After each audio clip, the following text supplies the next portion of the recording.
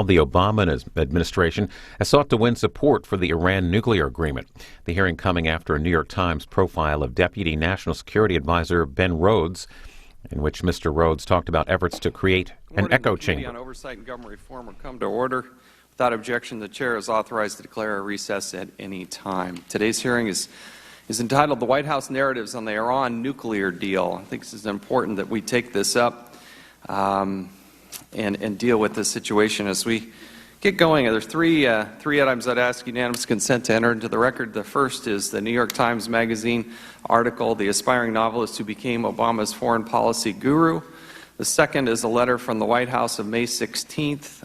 This is a letter addressed to me, copied to the ranking member, Mr. Cummings, and it's from Neil Eggleston talking about how the White House would not make Ben Rhodes available to the committee today. And I'd also like to enter into the record May 16th letter. This is from Senators Cornyn, Senator Mark Kirk, and Senator John Barrasso. Without objection, I'd like to enter these three into the record. Without objection, so ordered. Iran. It's one of three countries that are still on the state sponsors of terrorism. And I think it's important that we have some clarity. There are some issues that are outstanding. It's one of the most important foreign policy initiatives that the President has taken forward, but I still think it demands a lot of clarity. We were hoping that the clarity would be provided by Benjamin Rhodes. He's the Assistant to the President and Deputy National Security Advisor for Strategic Communications and Speech Writing. He's obviously a very talented and trusted person in the White House. I do not doubt his talents and his knowledge, but the deal that had been spun up and sold to the American people, I'm not sure was as clear as it should have been. And I have serious questions about the transparency, the truthfulness, and when it really ultimately started. And I think those are legitimate questions as we move forward, because here you have a state sponsor of terrorism in Iran, and we still don't fully know the answer to a lot of these questions. Now, some may think they know the answers to all these questions, but there's still a shroud of secrecy, and I think this is a very viable thing to look at. Mr. Rhodes was in a unique position to offer this perspective, given his heavy duty and work on this. What is mystifying to me is how readily available he made himself to the media, but only select media, those in his echo chamber. He showed obvious disdain for people with foreign policy credentials. He showed great disdain for the media themselves. He's entitled to those personal opinions, but he also elected to share those with the New York Times and put them out there. He was also very negative about Congress, going so far as to saying could not have a rational discussion, I'm summarizing here, with the Congress. So we provided that. Josh Earnest from the podium there at the White House openly mocked Congress and said that perhaps we should be calling other members up, such as Senator Tom Cotton, who should also raise their right hand and swear and affirm and answer questions. I took that suggestion, shared it with Senator Cotton. We accommodated that. Mr. Cotton, Senator Cotton, had agreed, if Mr. Rhodes would be here, to also be here to answer questions and ferret out any of these details. But Mr. Rhodes elected not to speak. Now, he does have a public speaking engagement today. He's out giving a public speech today, but refuses to come and speak with Congress. I'm going to play a clip. I got two clips in my opening statement, and I think you can see where maybe some on the other side of the aisle will say, oh, we know everything about this, it's been thoroughly debated, but I want you to watch this clip. We're going to go to clip, what we call clip B, if we could, and let's watch this. Sure.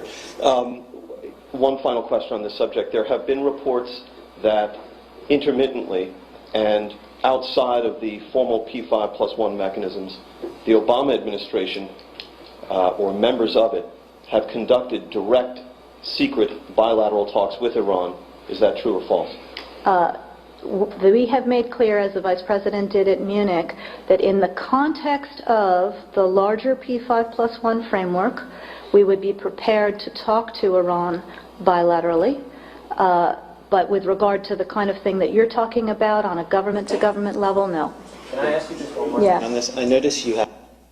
Let me try it one last way, Okay. Ken, and I appreciate your indulgence. Sure. Is it the policy of the State Department where the preservation of the secrecy of secret negotiations is concerned to lie in order to achieve that goal? James, I think there are times where diplomacy needs privacy in order to progress. This is a good example of that. So as you can see there, Victoria Nuland offered what turned out to be absolutely and totally not true. Ms. Psaki did, I think, was more candid in that assessment. And then you have this article comes out, and basically the administration thought it was in their best interest to spin up this story that negotiations started with a more moderate regime in 2013, but that's not what had happened. That was fiction as well.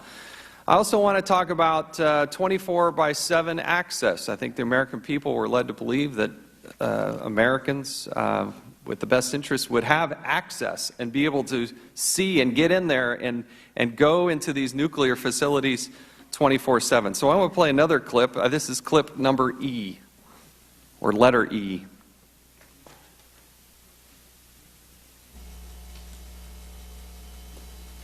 So the Israelis have put out this list of things that they think should be in the final deal with Iran, including allowing inspectors to go anywhere, anytime. That seems perfectly reasonable, no?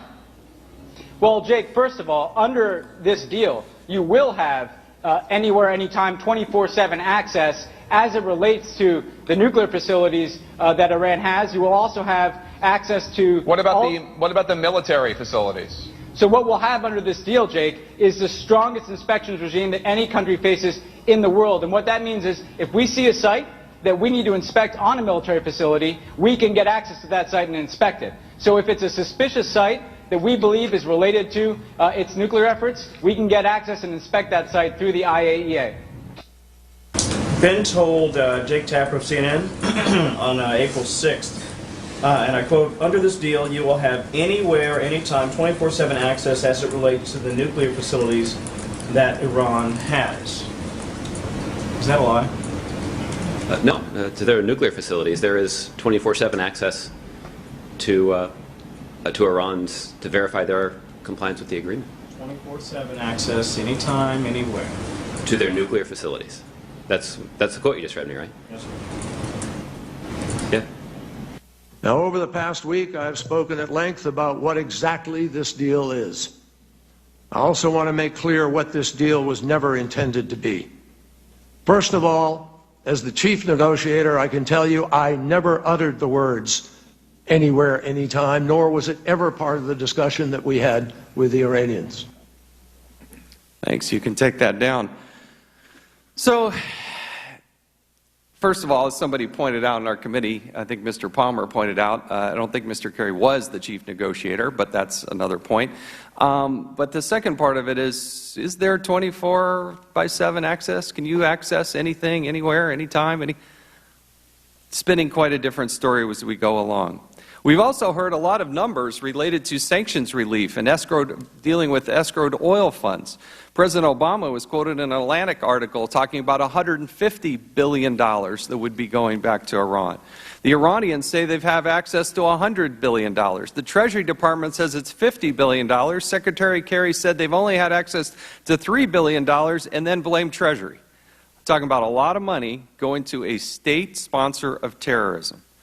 There's also questions about ballistic missiles. On December 2015, they said there was a violation of the United Nations Resolution 2231 in testimony by the Iran deal coordinator, Ambassador Moll. But in March of 2016, you have Ambassador Power to the United States Ambassador Power to the United Nations who toned it down a little bit. Now they're calling it just an inconsistent with, is their quote, as opposed to a violation of the United Nations resolution. Then you also have issues about boosting Iran's economy. Secretary Kerry is currently on tour in Europe. The State Department suggests that we're obligated, the United States of America is obligated to boost the economy, the Iranian economy. Again, something we need to understand. We don't understand the side deals. There's still sanctions of terrorism on Iran. We want to understand that. And then there's questions about everything that has actually been agreed to, not just in writing, but side deals and any other verbal commitments that were also made. I would also note to our colleagues that the chairman of Armed Services, Mr. Thornberry, has a very important amendment I think we should all consider and look at that will be part of the NDAA issue as we move forward. Again, there are a lot of outstanding questions.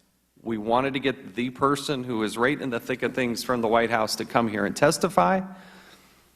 The White House on Thursday claimed that this wasn't about executive privilege. And then less than 24 hours before this hearing, they reversed course and said, oh, it is about executive privilege. Now, who's being inconsistent?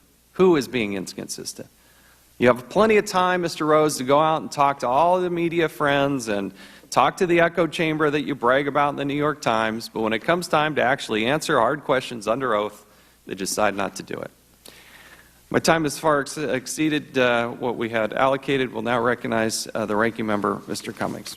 Thank you very much, Mr. Chairman, and I thank all of our witnesses for being here today. Mr. Chairman, sitting here today, I'm surprised and very surprised and shocked that you would invite John Hannah to testify before our committee as an expert witness, particularly on the subject of false White House narratives. Mr. Hannah was Vice President Dick Cheney's top national security advisor in the White House. He personally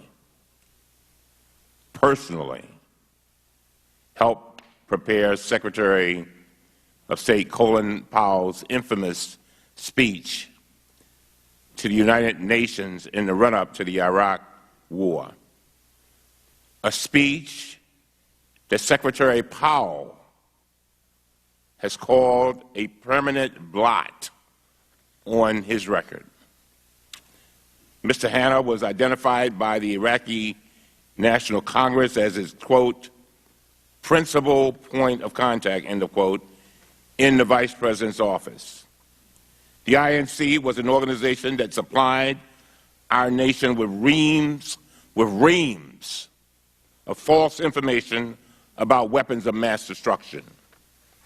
Mr. Hannah worked directly for Scooter Libby, who was convicted after the Bush administration leaked the identity of a covert CIA agent, Valerie Plame.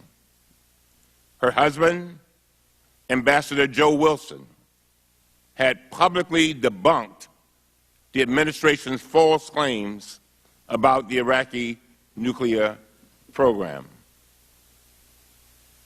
This was the same Scooter Libby who told the FBI that it was a, quote, possible, end of quote, that Vice President Cheney actually directed him to leak information about Ms. Plame's covert status. That's Mr. Hannah. Now, I don't know Mr. Hannah, and I don't believe I've ever met him before today, but based on the public record alone, let me say this. If our goal is to hear from an expert who actually promoted false White House narratives, then I think you picked the right person.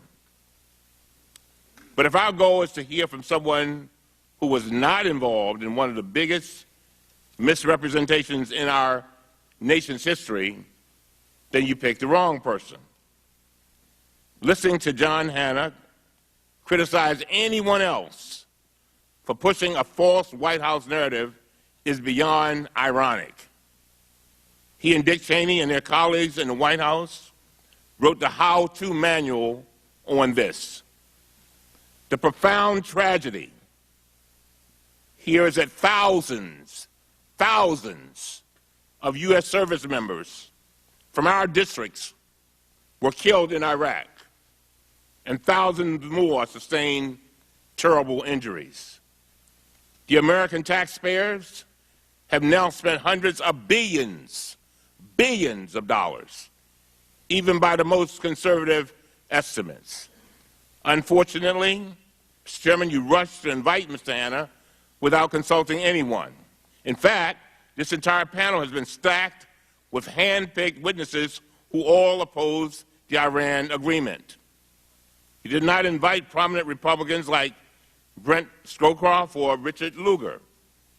He did not invite any of the dozens of generals or admirals or other military experts who support this agreement. Other committees have held dozens of substantive hearings on the Iran agreement. But do you know how many this committee has held?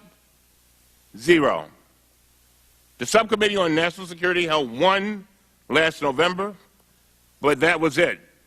Nothing at the committee level. Yet all of a sudden, now our committee is rushing to hold today's hearing without even the 1-week notice required by the House rules according to the parliamentarian. These experts here are all repeating the same talking points for the same Republican political narrative. This committee has basically created its own Republican echo chamber.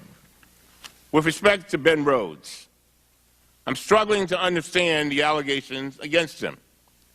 If I understand it correctly, Republicans accuse him of misleading the American people by claiming that nothing happened with Iran before 2013, when they elected a so-called moderate president.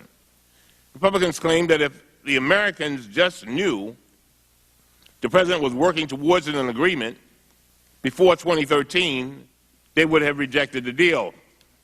Of course, this is absurd. There are dozens of public press reports from every single year of the Obama administration documenting how they were working to reach out to Iran with varying degrees of success. All you have to do is Google it. From the time President Barack Obama was a candidate for president until today, press reports are full of accounts of how letters were being exchanged, meetings were being held, and negotiations were being launched. The Republicans rushed to hold this hearing not as a way to obtain substantive information about the merits of the Iran agreement or even to investigate a legitimate allegation.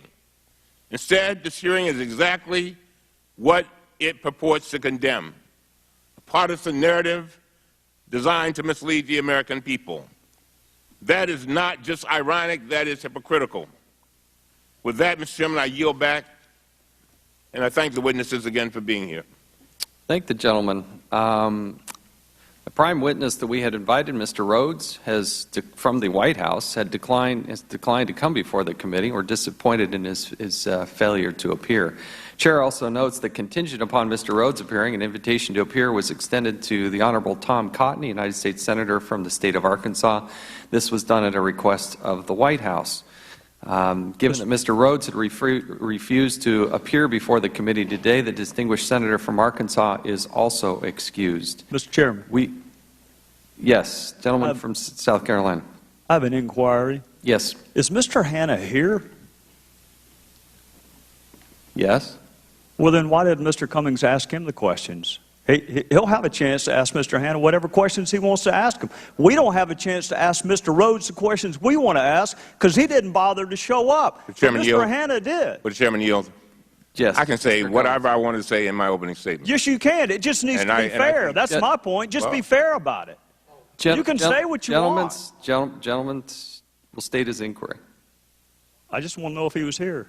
He's here. Tell me he is. Thank the gentleman. Okay. And Mr. Rhodes is not here. I would also note that the Democrats were free and usually, almost always, in my experience, invite a Democratic witness. But there is no Democratic witness today because you didn't invite one. Chairman yield. Sure. Chairman, you know for a fact that we got less than the notice that's required in the rules. We did not object and went on with the hearing. You know that. I disagree with the timing issue that you suggest. You gave us the required time? Yes. I disagree with you. Okay. We'll sort that out. We have a good working relationship, Mr. Cummings and I. But Parliamentary inquiry. The gentleman from South Carolina. Does the executive privilege apply to media interviews or only to appearances before Congress? I don't know the full answer to that, but I believe they're free to talk to whoever they want to in the media, but they did claim in Mr. Eggleston's letter to claim executive privilege. So is that a yes or a no? Does it apply when you're being interviewed by the New York Times or ABC or CBS, or just when members of Congress want to ask questions? Evidently when members of Congress. I thank the chairman for that clarification. We are here to, we are going to continue with the hearing. We do have Mr. Michael Rubin, who's the resident scholar at the American Enterprise Institute, Mr. Michael Doran, a senior fellow at the Hudson Institute, and Mr. John Hanna, senior counselor at the Foundation for Defense of Democracies. We welcome you all and thank you for being here. Pursuant to committee rules, all witnesses are to be sworn before they testify. If you will please rise and raise your right hand.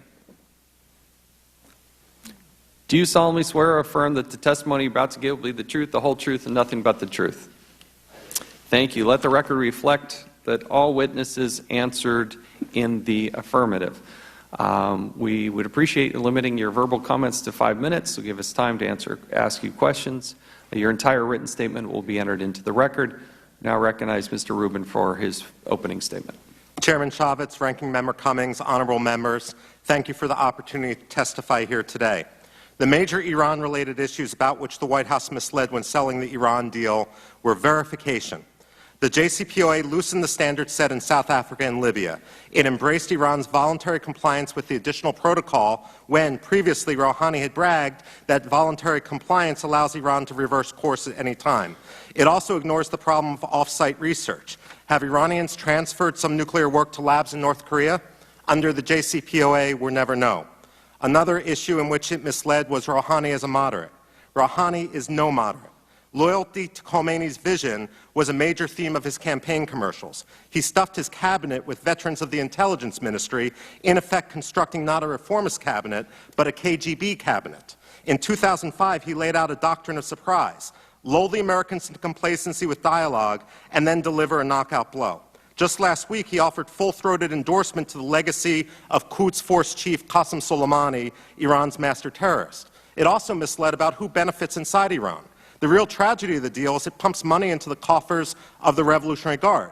History belies the idea that showering Iran with trade moderates the country or trickles down to ordinary people. Between 1998 and 2005, the European Union almost tripled its trade with Iran, and the price of oil quintupled. Iran took its hard currency windfall and invested it in its ballistic missile program and its covert nuclear enrichment facilities. Reformist President Khatami's spokesman bragged about how he had defeated the West. We had an overt policy, which was one of negotiation and confidence building, he said, and a covert policy, which was continuation of the activities. The person in charge of directing the money into the military? Rouhani, in his capacity as chairman of the National Security Council. The problem goes beyond the Supreme Leader's investment arm. The economic wing of the IRGC controls perhaps 40% of the economy, including every sector now open for business. Many of those who supported the JCPOA acknowledged it to be a flawed and faulty agreement, but argued the alternative was war. This may have been crafty politics, but it undermined the U.S. position.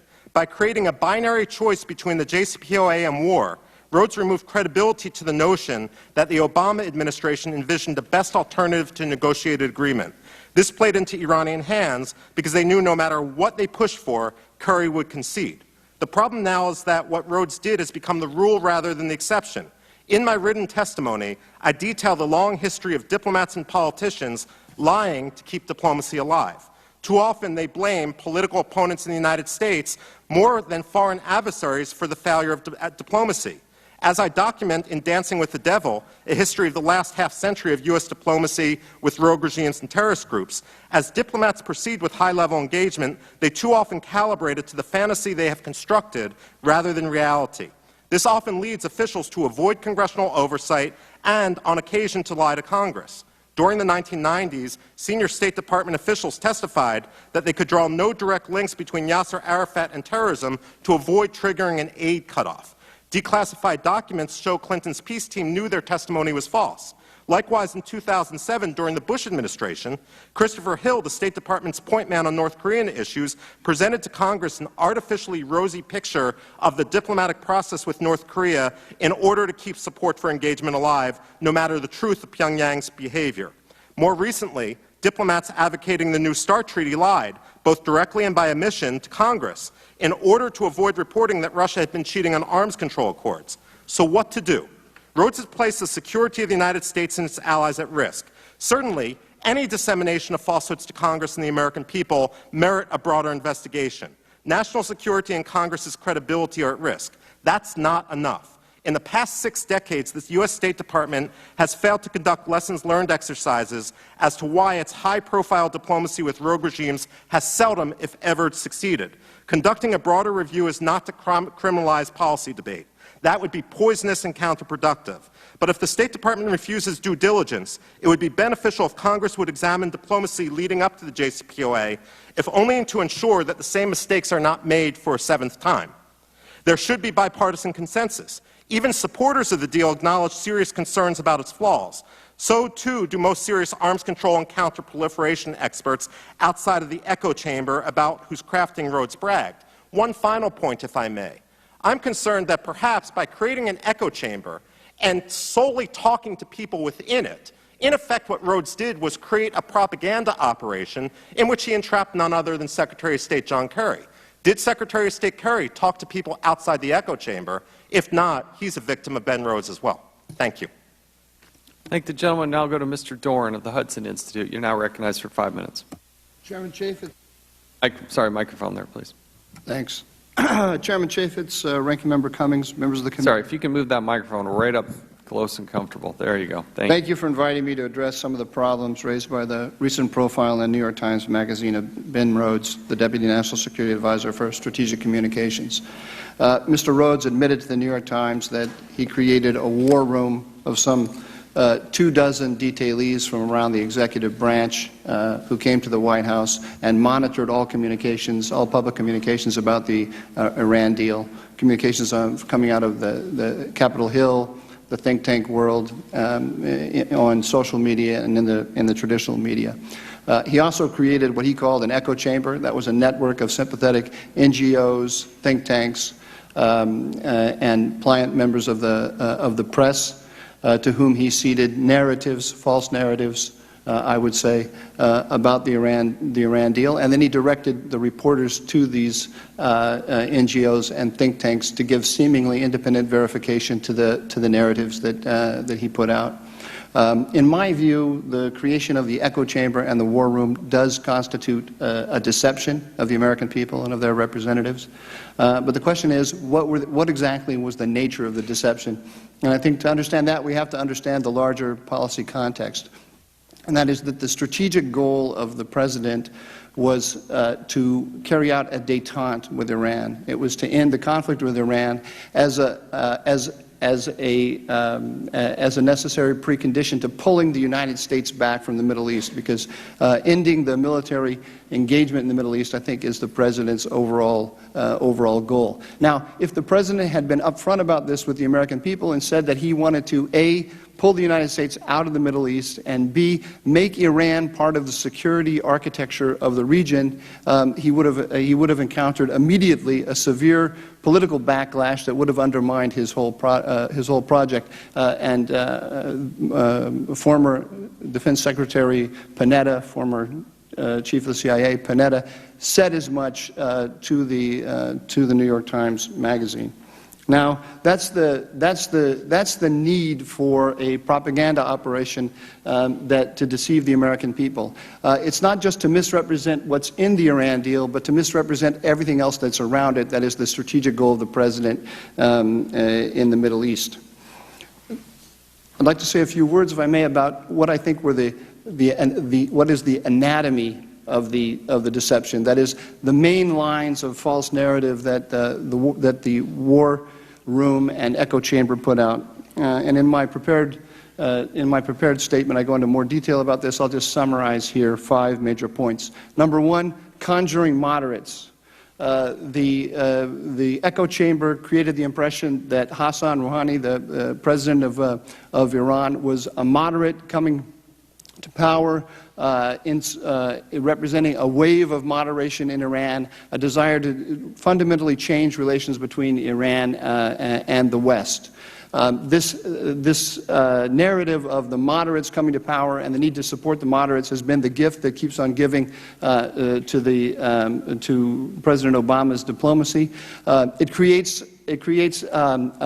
a pleasing story of breaking down of barriers. It creates a moral equivalence in political terms between those who are critical of the deal in the United States and hardliners, the supposed enemies of Rouhani in Iraq. And importantly, it lulls us into a false sense of security about all of the concessions that we have made to Iran, and in particular the sunset component of the nuclear deal, which gives Iran effectively in 10 years a completely legitimate program and the ability to move nuclear program and the ability to move quickly toward a weapon. If Iran is moderating, if we are supporting a process of moderation in Iran, then allowing it to have these capabilities is really no danger.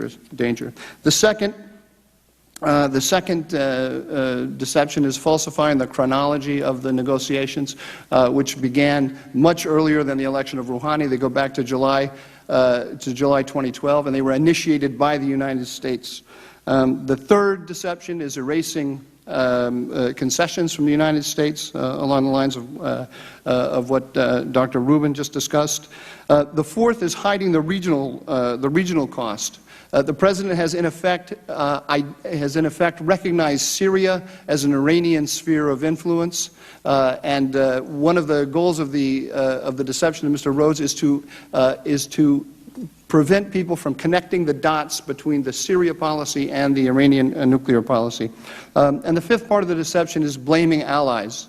The White House, on background and in public, is very willing to criticize our Sunni allies as creating sectarian extremism in the region. It's willing to criticize in very derogatory terms Prime Minister Netanyahu of Israel. It never criticizes the Iranians. You never hear a word from the White House about what the Iranians are doing in Syria in support of Assad's murder machine. I'll just sum up now by what I think we need to do about this, and I would say 2 points.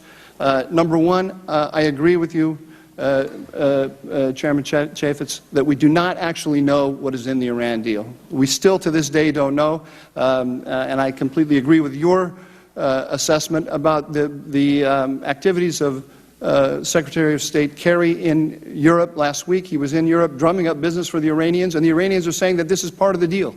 Is it part of the deal or is it not? We don't know. So I would support further investigation. And then secondly, I think we have to trim the size of the NSC. I don't see how anyone who looks at this and sees a war room of 22 detailees from around the executive branch in the White House with the job of monitoring communications and creating a false narrative in the media is a legitimate part of the NSC's mission. The NSC should be a coordinating body. It should not be a muscular imperial body running roughshod over all of the executive branch. So I would add my voice to those who are saying that the NSC should be cut back severely from the 400 members it currently has to something more like 100. Thank you. Thank the gentleman. Now we'll recognize Mr. Hanna for 5 minutes. Chairman Chaffetz, Ranking Member Cummings, members of the committee, on behalf of the Foundation for Defense of Democracies, thank you for the invitation to testify on the Iran nuclear deal. For me, as a foreign policy analyst, perhaps the most important revelation made in the recent New York Times profile of Ben Rhodes was its allegation concerning President Obama's overriding strategic purpose in seeking a nuclear deal with Iran, a purpose which until now has been largely concealed from the American people. According to the article, quote, by eliminating the fuss about Iran's nuclear program, the administration hoped to eliminate a source of structural tension between the two countries, which would create the space for America to disentangle itself from its established system of alliances with countries like Saudi Arabia, Egypt, Israel, and Turkey. With one bold move, the administration would effectively begin the process of a large-scale disengagement from the Middle East, close quote. Now, if accurate, this is truly a stunning admission with very big implications. As suggested elsewhere in the article, it does represent nothing less than a radical shift in American foreign policy. According to the article, Mr. Rhodes' passion for the Iranian nuclear deal did not derive from any investment in the technical details of sanctions or centrifuges or the future of Iranian politics, but rather, quote, from his own sense of urgency of radically reorienting American policy in the Middle East in order to make the prospects of any American involvement in the region's future wars a lot less likely, quote, close quote. Now, whether you agree or disagree with this inclination to step back from the leadership role that the United States has played in the Middle East since World War II, the troubling fact remains that this fundamental shift in American strategy has never been openly communicated to the American people. It has never been debated by the U.S. Congress, and it has never been revealed to America's longtime allies in the Middle East. Determining whether or not this very substantive claim is true, that is, whether the White House is now in reality seeking to engineer a large-scale American disengagement from the Middle East, is a question of vital importance to U.S. national interests, again, whether you agree with it or disagree, and it's one that I think the Congress should seek clarification on. If, in fact, the nuclear deal with Iran is, as Mr. Rhodes suggests, the center of the arc for President Obama's efforts to radically transform U.S. policy, it raises a host of concerns. Certainly, it casts doubt on the administration's repeated claim that no deal was better than a bad deal. To the extent that the preeminent objective instead, in Mr. Rhodes' view, was to, quote, eliminate the fuss about Iran's nuclear program rather than to actually eliminate that program itself, one wonders whether the administration did demand or had a tough enough posture in the negotiations as it might otherwise have been. Similar concerns, I think, exist now that the deal is in place and being implemented. When Congress was reviewing the JCPOA last summer, the administration made repeated assurances to the Congress that it would vigorously enforce the agreement while using every tool at its disposal to counter Iranian terrorism, its destabilizing regional activities, ballistic missile program, and human rights abuses. Since then, however, Iran's bad behavior has dramatically escalated.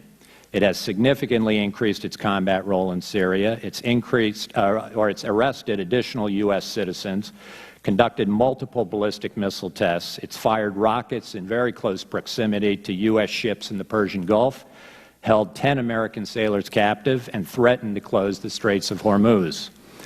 The U.S. response to these repeated provocations, despite the administration's earlier assurances, has so far ranged from quite tepid to non-existent.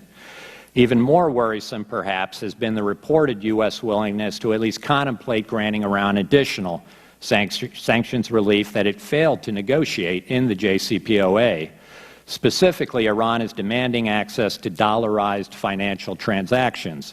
This would be a huge unilateral concession that would greatly expand Iran's ability to do business internationally while legitimizing an Iranian banking sector that remains mired in illicit financing activities.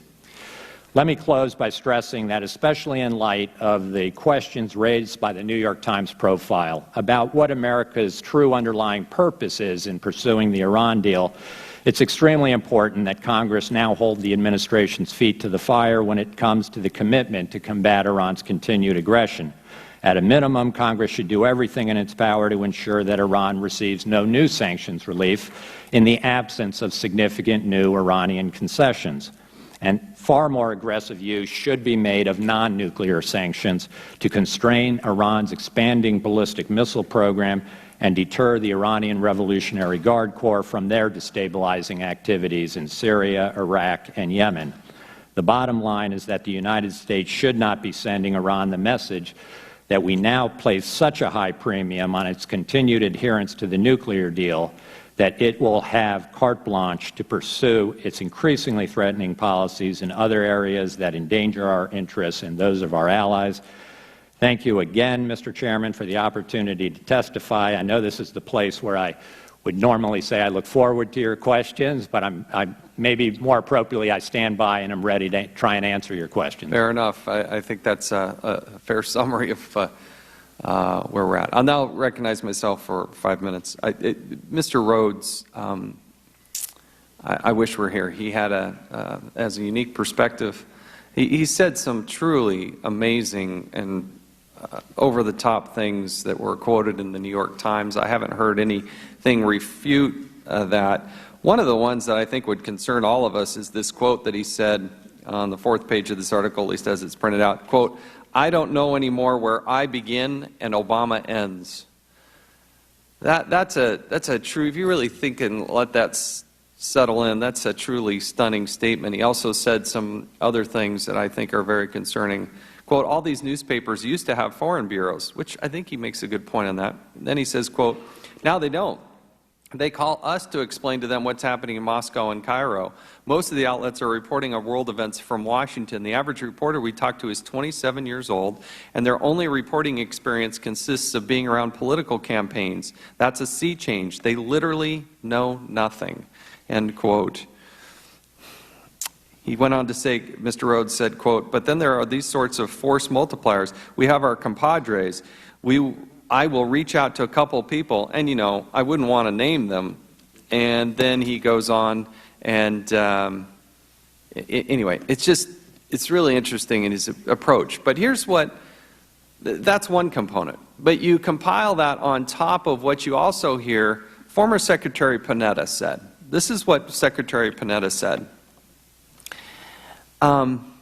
This is a quote from Panetta. "And you know my view, talking with the President, was, if I brought it to the point where we had evidence that they're developing an atomic weapon, I think the President is serious, that he is not going to allow that to happen." But then Panetta stops, according to the article, and the author says, quote, "But would you make that same assessment now?" End quote. And Secretary Panetta's quote is, "I would make the same assessment now, question mark? Probably not. Probably not." So he said it once, I've repeated it twice, but this is of what's deep concern. I think it would be naive to just gloss this over and say, hey, we got this deal, it's in the best interest of the United States, it's not something that was fully brought before the Congress. I would hope that we would walk out with an understanding from the three of you of what those big outstanding questions are.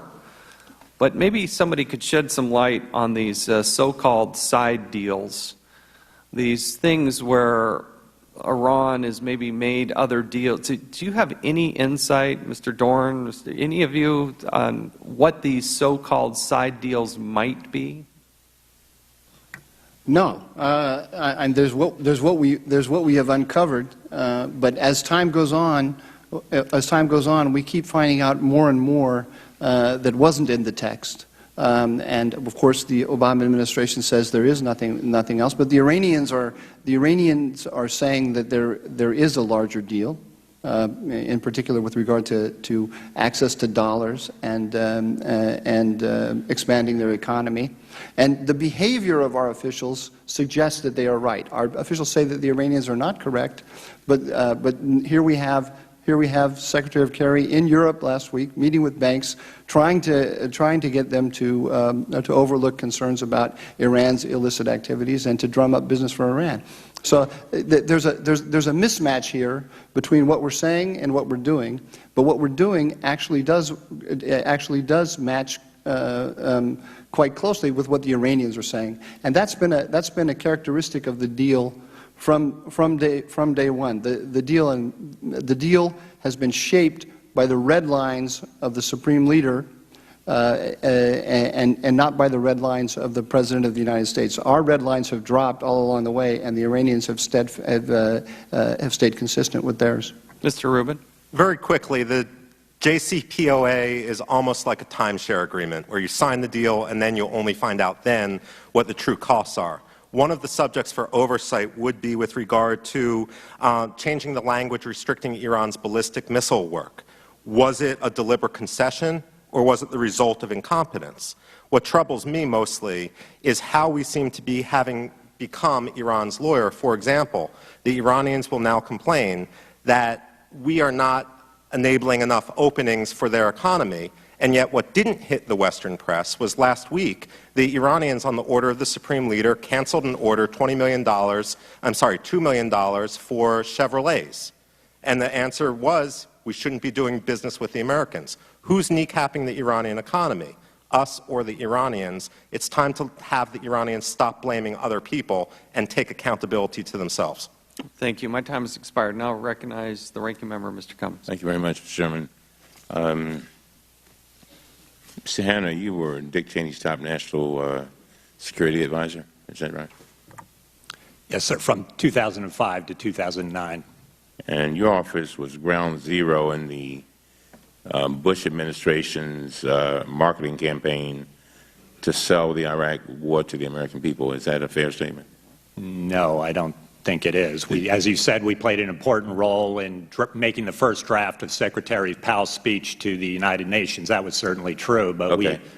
So you were involved in making the first draft. Is that right? Yes, that's correct. Is this pretty much the draft that he presented to the United Nations? I mean, I know a first draft usually goes through many more drafts. Sure.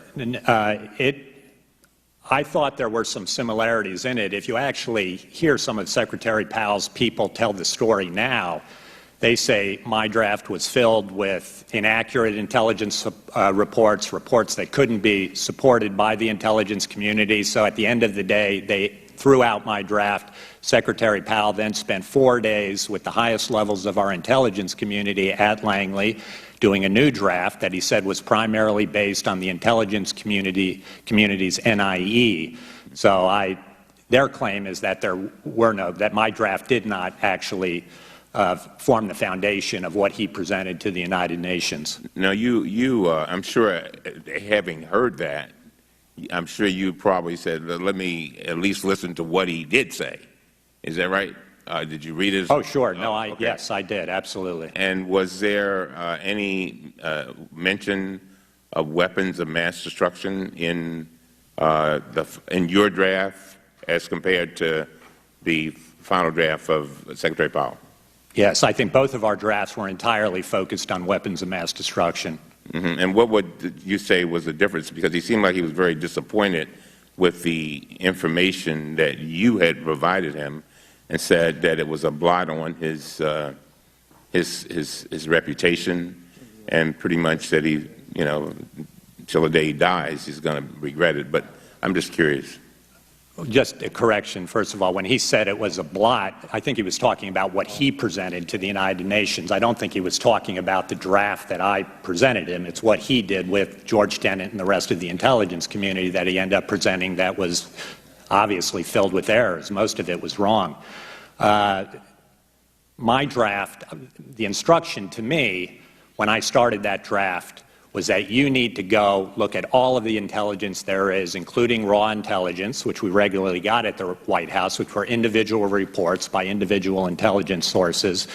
I did that, and to put it into a draft and then have the intelligence community look at that draft and decide what pieces of intelligence could they support, which ones weren't they able to support, that source was not reliable, didn't have enough of a reliable record of reporting, and they would throw it out. So I wrote the draft knowing that large segments of it would be thrown out because the intelligence community just didn't have the necessary confidence level in that reporting.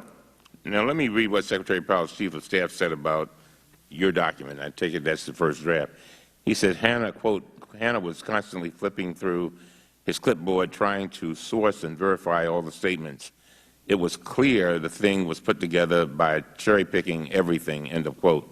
In fact, they discovered that you did not use a DIA report properly, you did not cite a CIA report fairly, and you referenced the New York Times article that quoted an intelligence report out of context. So they scrapped, as you said, your entire document. And the Secretary's Chief of Staff described it in this way, and I quote, he said, finally, I threw the paper down on the table and said, this isn't going to cut it. Now, this was the Chief of Staff, right, for Secretary Powell. how could you have given him such a document that appears, in his opinion, to have been baseless and misleading? Well, I mean, there's a long history of this. It was Mr. Wilkerson, Colonel Wilkerson, who was his chief of staff. That is correct. He has a long record of that anybody can go read about his views of the Iraq War and his regrets and deep regrets. I think we just have a different view of the draft I presented. I do acknowledge that it included an awful lot of stuff that I knew that came from the intelligence community that they would not be able to support. If they thought it wasn't used properly, they could use it properly if they thought it was useful. So we just have a basic, I think, difference of view about what I actually provided and what the purpose of my draft was. It wasn't meant to be a final draft, the final word that would go to the United Nations. It was meant to be a rough draft that the intelligence community would go through with a fine-tooth comb and pick out those parts that they thought were made the strongest case that, in fact, Saddam did have weapons of mass destruction. But it wasn't just Mr. Wilkerson. It was also George Tenet, who reportedly turned directly to you, and I'm sure you'll remember this, and said, "You wasted a lot of our time," quote, end of quote. Is that true, and did he say that, George Tenet? He certainly didn't say it to me. He may have, certainly I can easily see him saying that kind of thing, but he didn't say it to me. Thank you very much. Now I recognize the gentleman from Michigan, Mr. Walberg, for 5 minutes. Thank you, Mr. Chair, and thanks to the panel for being here. We wish that there were other members, of course.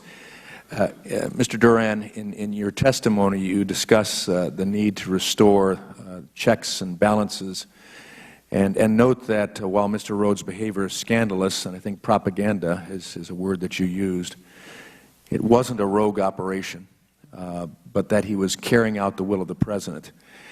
Questions that I'm sure my constituents, representing them here in the People's House, would want me to ask in reference to this is, number one, how can Congress take steps to prevent this President and future Presidents from circumventing Congress? I think this is a part of the inherent tension in our government. I did say that I think that Mr. Rhodes is doing the bidding of the President. I think it's important to remember that. We have now numerous accounts mainly from former defense secretaries, Panetta and Gates especially, showing how there's an inner core in the White House of 5 or 6 people who consult closely with the President about his views, and everybody else is pretty much left out of the conversation, including principals of on the National Security Council. And Mr. Rhodes is part of that inner circle. The only answer I have to this, I spent a lot of time thinking about it. The only answer I have are the two that I gave you. One is just exercising the oversight responsibilities that Congress has, asking the hard questions, and continually putting pressure on the executive branch to come clean. The second is, I think, cutting back the size of the NSC.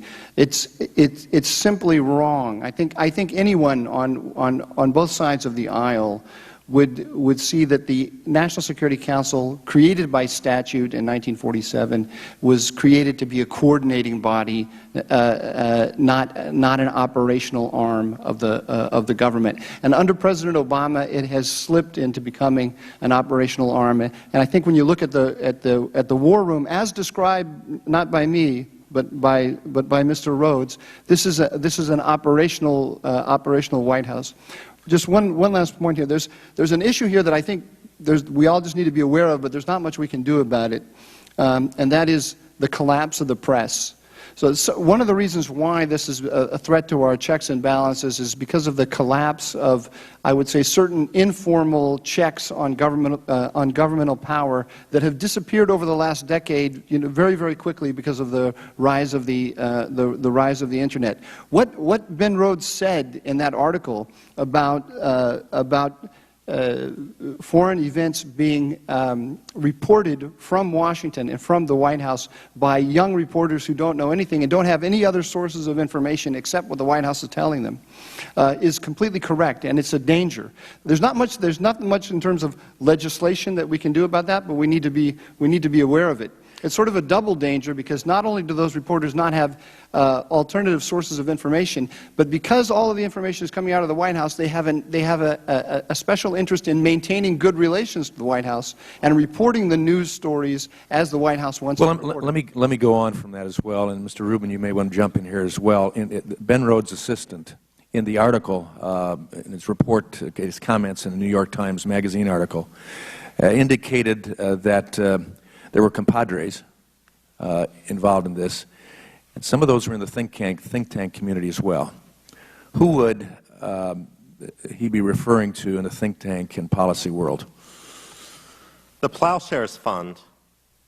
The what? The Ploughshares Fund has funded many of the elements of the so-called echo chamber, to use Ben Rhodes' words.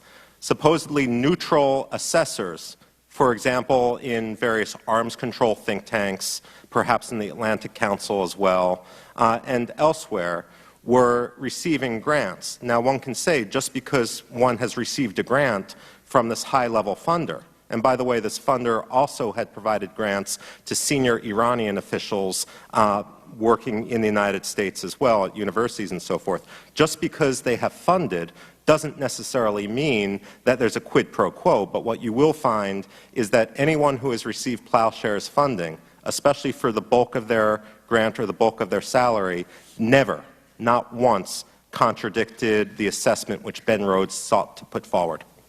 Thank you. I yield back. Thank the gentleman. Now recognize the gentlewoman from New York, Ms. Maloney, for 5 minutes. Thank you.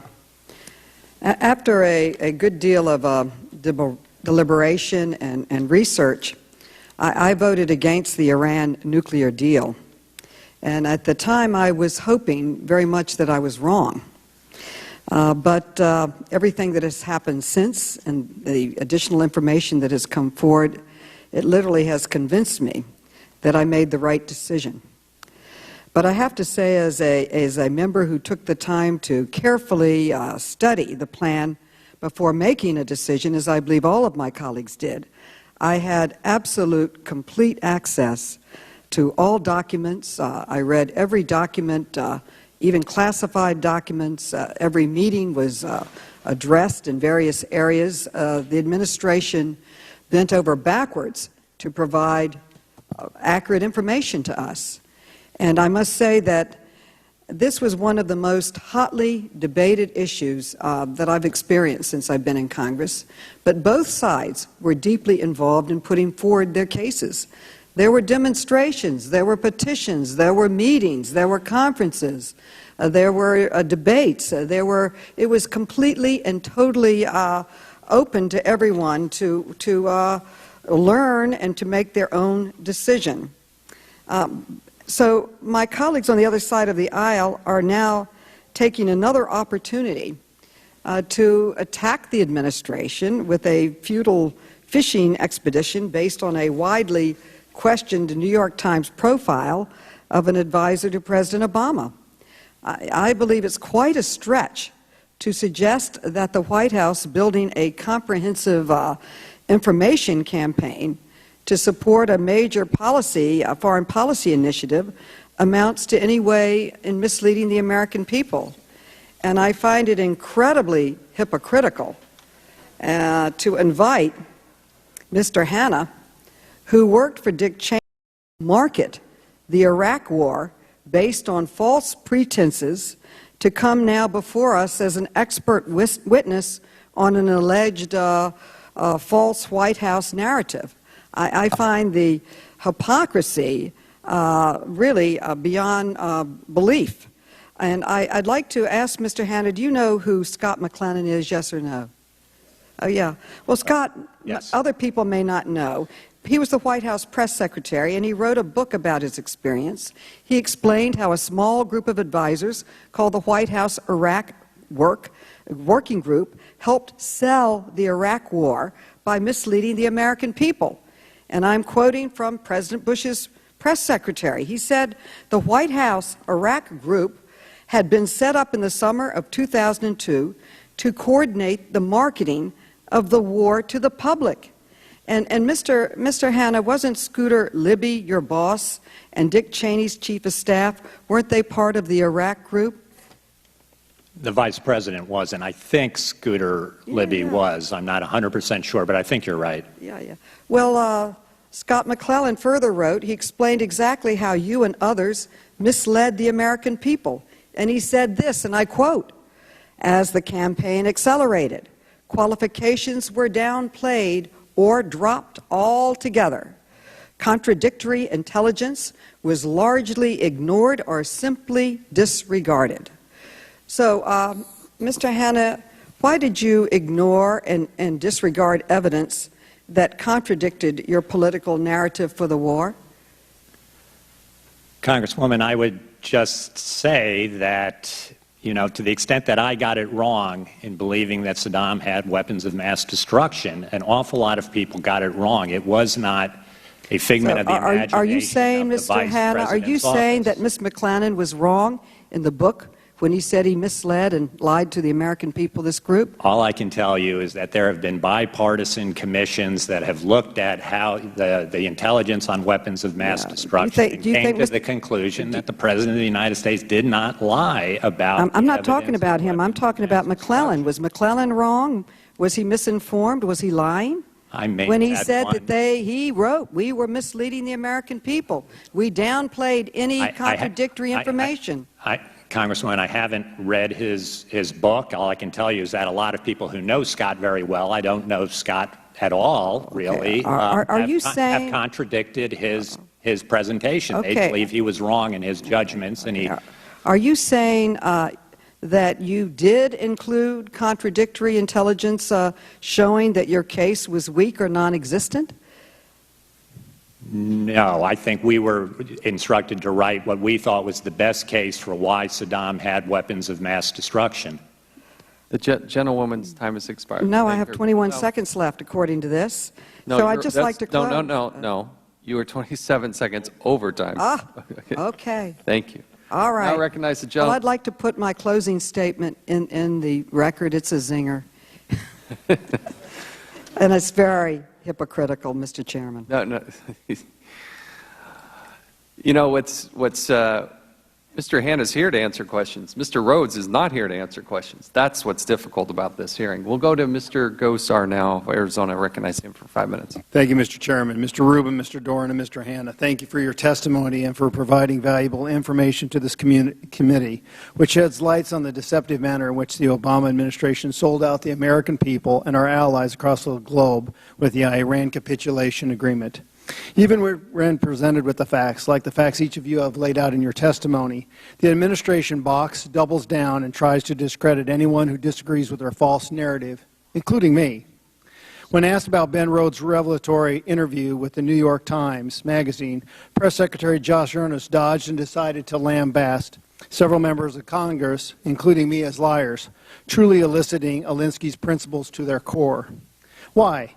Because I said that under this illegal Iran deal and lifting sanctions that Iran would be able to access up to $100 billion that was previously frozen.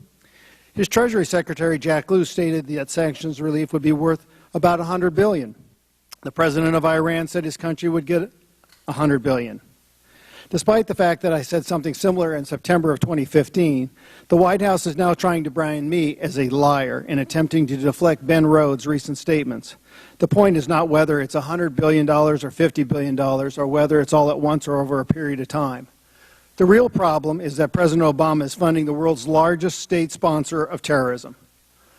Iran is no friend to the United States, to Christians, to Jews, or even Sunni Muslims. Iran is a rogue nation hell-bent on nuclear war in the Middle East. A responsible president who loves this country and supports our allies would never lift sanctions and give this murderous regime money, much less billions. This deal is a strain on our national character. Our next president, we can only hope, will terminate this nonsense and promote freedom, accountability, and opportunity overseas, not a regime that stones women, hangs homosexuals, and kills members of other religions and political beliefs. White House Press Secretary Josh Earnest suggested that I show up to the Oversight Committee. Well, here I am. Where's Ben Rhodes? I guess you can run and hide. Now, Mr. Doran, much of the news coverage recently had focused on Mr. Rhodes and the lies and misinformation that he had spun relating to the Iran deal. However, we know that no one operates in a vacuum. Does Mr. Rhodes represent a rogue employee of the White House, or does this spin campaign represent something more deeply about how the White House handled the Iran deal? I believe it represents the President's strategic vision and the President's will. The President is on record as early as 2006 saying that he wanted to improve relations with Iran and Syria, and that he saw Iran and Syria as sharing core interests in stabilizing Iraq, and that we should work with them to do that. I don't think he ever lost that. So you would say that he actually is ultimately responsible for developing this go-out frame of capitulation? Yeah, absolutely. And that's the key factor to understand why we made all of these concessions to Iran, because we're not actually trying to stop it from getting a nuclear weapon. We're trying to develop a partnership with it. Yeah. Unfortunately, as you said, the lies and misrepresentation that are deeply woven deep within the Iran capitulation agreement are just the latest example of a culture of deception that has been this administration's MO since its inception. Let's not forget that this is the same administration that sold the American people out to the insurance companies under the guise of health care reform. The President and his congressional minions drove a legislative garbage truck full of special interest giveaways through Congress and over Americans' pocketbook by knowingly and willfully repeating the lie, if you like your doctor, you can keep your doctor. This is the same administration that blatantly violated federal law by engaging in unlawful lobbying in order to promote its Waters of the United States regulation. The Government Accountability Office confirmed that the executive branch, under the direction of EPA Administrator McCarthy, unleashed an illegal propaganda campaign in order to force WOTUS down the throats of the American people. Mr. Rubin, it is clear that the Obama administration had a covert agenda to reach a deal with Iran at any cost that was driven more by the optics of diplomacy and legacy than the real facts on the ground. What are the dangers of such a narrative-driven approach to policymaking? When one calibrates policy to a fantasy that is constructed rather than to reality, the cost is often paid with blood. Iran has not become any less of a terror sponsor as a result of the JCPOA. In fact, if we just take the $50 billion figure, that's 10 times the annual official budget of the Islamic Revolutionary Guard Corps. One thing I would do, sir, productively, is take the ability of the State Department, take the ability to designate state sponsors of terrors out of the hands of the State Department and put it in an independent commission so it doesn't become a political football. I thank the gentleman, and this behavior has become the status quo for an Obama administration that has blatantly disregarded the rule of law and the respect for the American people to enact its partisan agenda. It's a dangerous precedent, and it needs to be stopped by Congress. Thank you, Chairman. Gentleman's time has expired. We'll now recognize the gentlewoman from the District of Columbia, Ms. Norton, for 5 minutes. Thank you, Mr. Chairman. Now, we can relitigate the Iran deal, as much of the testimony attempted to do, or we can discuss the central allegation that brought us to this hearing. It is, of course, and that's what I like to pursue, that essentially Republicans, my colleagues, accuse Ben Rhodes of misleading the American people by claiming that the Obama administration began negotiating the deal, and the operative year is 2013, after Iran elected a so-called moderate president. The claim is that if the American people knew that the president was working towards the agreement before 2013, they would have rejected the deal. So here's how the claim is worded in the New York Times Magazine, that Rhodes shaped the story of the Iran deal, that the Iran deal began in 2013 when a moderate faction within the Iranian regime beat the hardliners, leading to an election where there was, quote, more openness. So the author says that Mr. Rhodes claimed the story began in 2013. That's what's brought us here, gentlemen. But the problem is that isn't true. The President's efforts with respect to Iran were widely reported from the time he became President. So I'm going to ask that a clip from the Washington Post, 2008, when the president became president, be posted. It describes how the Iranian president wrote to President Obama after he was elected in 2008. Now, you are all a panel of so-called experts. I assume you read the Washington Post on occasion. Were you not aware of this 2008 report? Were any of you unaware of that 2008 report? I don't remember the report exactly, Congresswoman, but I think you're exactly right that, in fact, everybody knew going into that election that President Obama had made clear that he thought he would be the one to end our three-decade-old war. Well, this is with about the Islamic negotiating the Republic. agreement itself and about being in touch with the Iranian regime before there was a regime change. Let's go to the Washington Times in 2009. I assume you read the Washington Times. It describes how President Obama sent 2 letters to Iran's supreme leader. Now, I know you, Ayatollah Khomeini. Now, that's 2009. And this is well before 2013. There are many reports from every year of the administration. This is why this hearing befuddles me. 2010 from The Economist. Mr. Obama says the various components of his policy should not be seen in isolation. First, he tried to engage Iran early and directly, not because he was naive about the regime, but in order to make clear to the world that America was not the aggressor, and he was willing to work with Iran if it behaved reasonably. 2011 from The Atlantic, quote, on 3 occasions, in as many years, U.S. diplomats have sat down, this is 2011, with high-level Iranian officials to discuss confidence-building measures as part of a six-party body negotiating issue. 2012, all of this is before 2013. The United States and Iran have agreed in principle for the first time to one-on-one negotiations from Iran's nuclear program. Now, you're supposed to be experts. Some other experts not invited here have said that it is nonsense that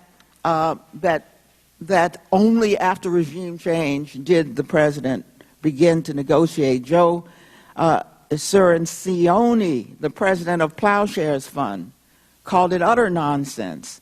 Suzanne Maloney of the Brookings Institution agreed, and she explained the core claims of official deception around the Iran deal were never actually substantiated. Now, none of these experts, so that we could have some balanced picture, were called here. Unfortunately, Mr. Chairman, by not inviting these experts, we're getting a very one-sided story. Will the gentlewoman yield? I'll yield to the chairman. Democrats always have an opportunity to invite a witness to come to this hearing. The Democrats chose not to invite a witness to this hearing. And the person we called from the White House, Mr. Rhodes, also refused to show up. I understand, Mr. Chairman, and the ranking member has already indicated that had there been time, there would have been a Democratic witness.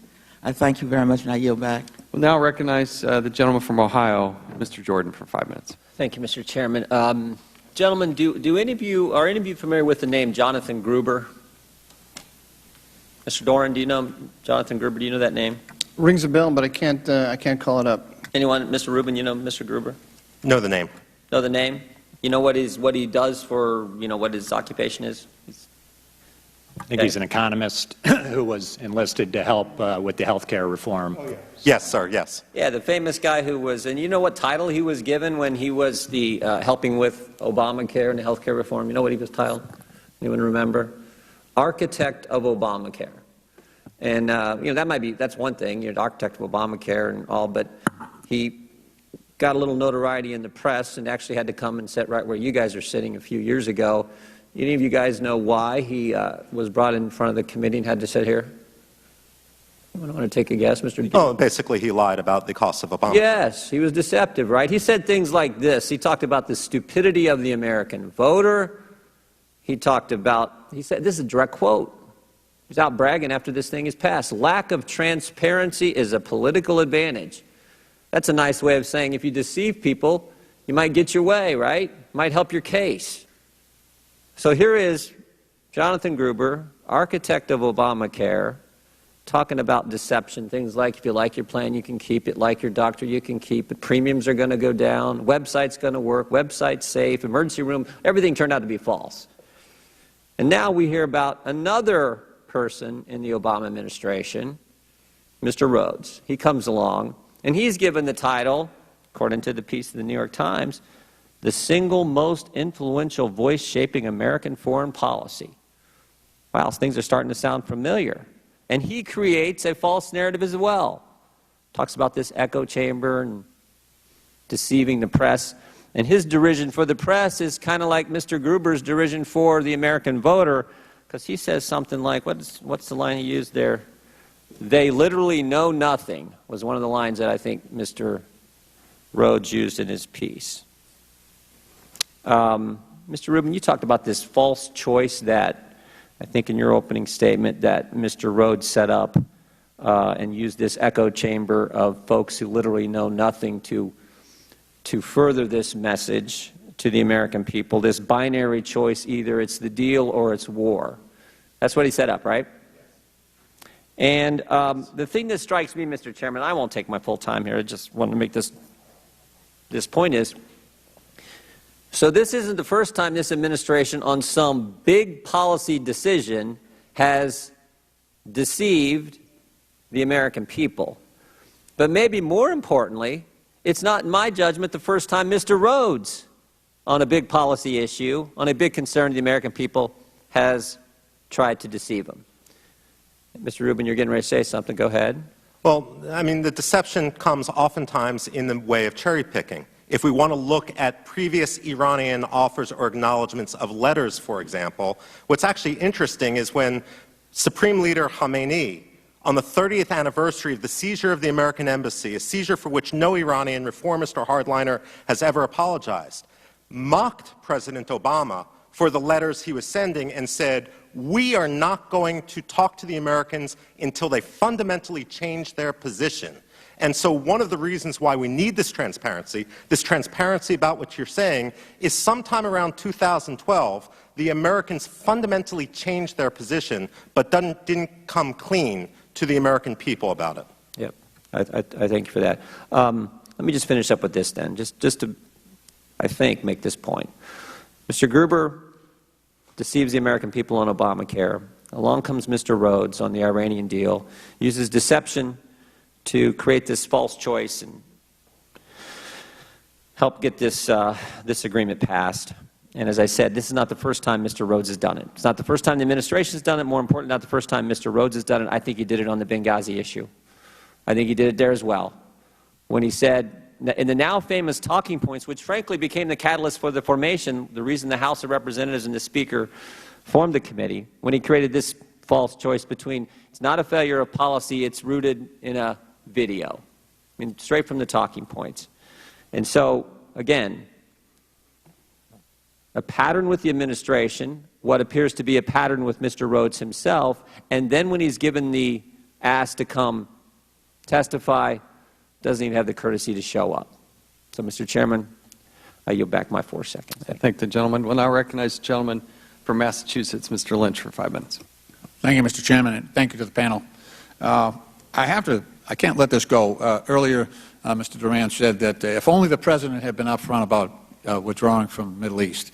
I have to say that, the President was clearly, during his campaign, going back to 2007, 2008, I mean, ad nauseum. At the time that the President took office, we had about 165,000 troops and 180,000 contractors in Iraq.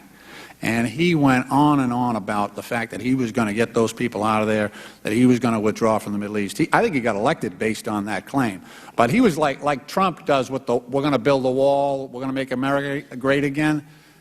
President Obama, during his campaign, he went on and on. He hammered away at that and said, if I get elected, I am going to withdraw those troops. I'm going to get, in the first 16 months, he said, I went back and read it, he said in the first 16 months, he's going to get all the combat brigades out of Iraq. So he was very much upfront about that. He was perfectly clear on that. The other fiction here is that the American people were tricked by Ben Rhodes. And remember, we were the audience, us here. They were trying to get the bill, the Iran agreement, through Congress. So we're the ones getting all the information. And I have to say, I was never tricked by Ben Rhodes. And with all due respect to Ben Rhodes, in terms of the merits of that agreement, he was probably not as qualified as a lot of the other people that were coming to Congress and testifying before both Republican and Democratic caucuses. We had a list of experts. It's very lengthy, but I'll just hit on a few. We had 78 nuclear nonproliferation experts, 60 national security experts, 5 former ambassadors to Israel, 29 Nobel Prize-winning scientists, 36 retired generals, over 100 former U.S. ambassadors, and over 500 Iranian Americans with experience both in the U.S. and Iran, 340 rabbis, 53 Christian leaders. These scientists included physicists who helped design the first hydrogen bomb. So we had stone-cold experts on this. We were not listening to Ben Rhodes. And those are the people that, and I actually sat with one of the experts from the IAEA about what he thought after having been in Iran and at some of their, at Iraq, at Fordo, at Natanz, and what they actually thought about the ability of this agreement to stop Iran from developing a nuclear weapon. So those are the people that we also listened to. It wasn't Ben Rhodes and some political spin. But I would say that if we're really trying to measure this agreement, and that seems what's going on here, we're all rehashing this agreement again, I think the best way would be to go to the IAEA, because under the agreement, they're the ones that we've put on the ground and ask them to do these inspections.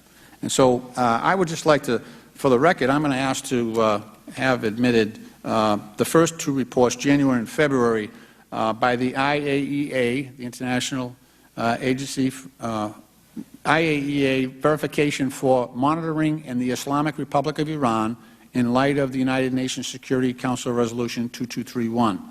So this is an inspection done by the IAEA because of the agreement. And some of the things, I'll just tell you what they report. I'll just give you the greatest hits.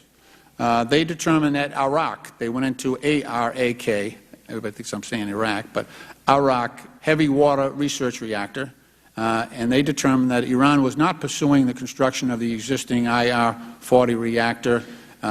They had removed the existing calandria from that reactor, and they had rendered the calandria inoperable by filling it with concrete, which is part of the agreement. They had stored under continuous conditions,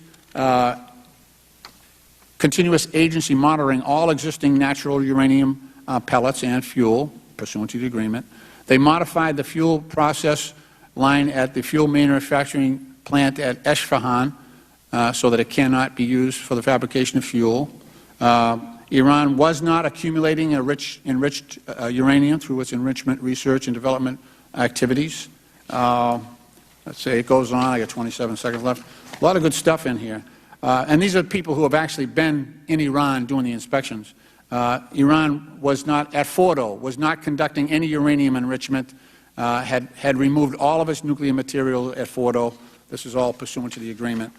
So, getting to 8 seconds, had completed the modalities and facility inspection arrangements to allow the agency to implement all the transparency measures provided in the agreement. So that's what the IAEA is exactly doing, and that's part of the agreement. That's what we put them for. The great advantage to us, no matter what happens in the future, is that up to the time that this agreement was signed, we never had people on the ground in those facilities. We were always guessing about the level of progress they had made on their nuclear weapons program. Now we have people on the ground. So even if they breach, we will have had the benefit of having people on the ground looking at those facilities. And for military purpose or diplomatic purposes, that's a good thing. I yield back. Thank you, Mr. President. Thank the gentleman, and we'll enter those into the record unless there's an objection. Thank you. No objections ordered. Now I recognize the gentleman from South Carolina, Mr. Gowdy. Thank you, Mr. Chairman. I want to thank you for not only the panel that's before us, but the panel you tried to have before us.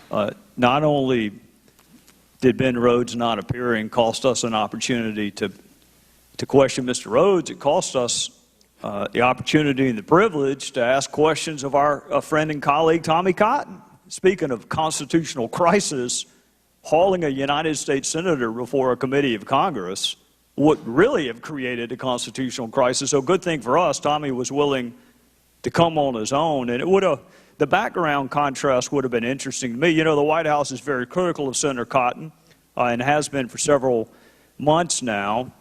Senator Cotton, of course, when he was serving tours of duty in the United States Army in Afghanistan and Iraq, Ben Rhodes was navigating the mean streets of a creative writing curriculum in his post. I mean that literally. That is not figurative. He has a master's in creative writing.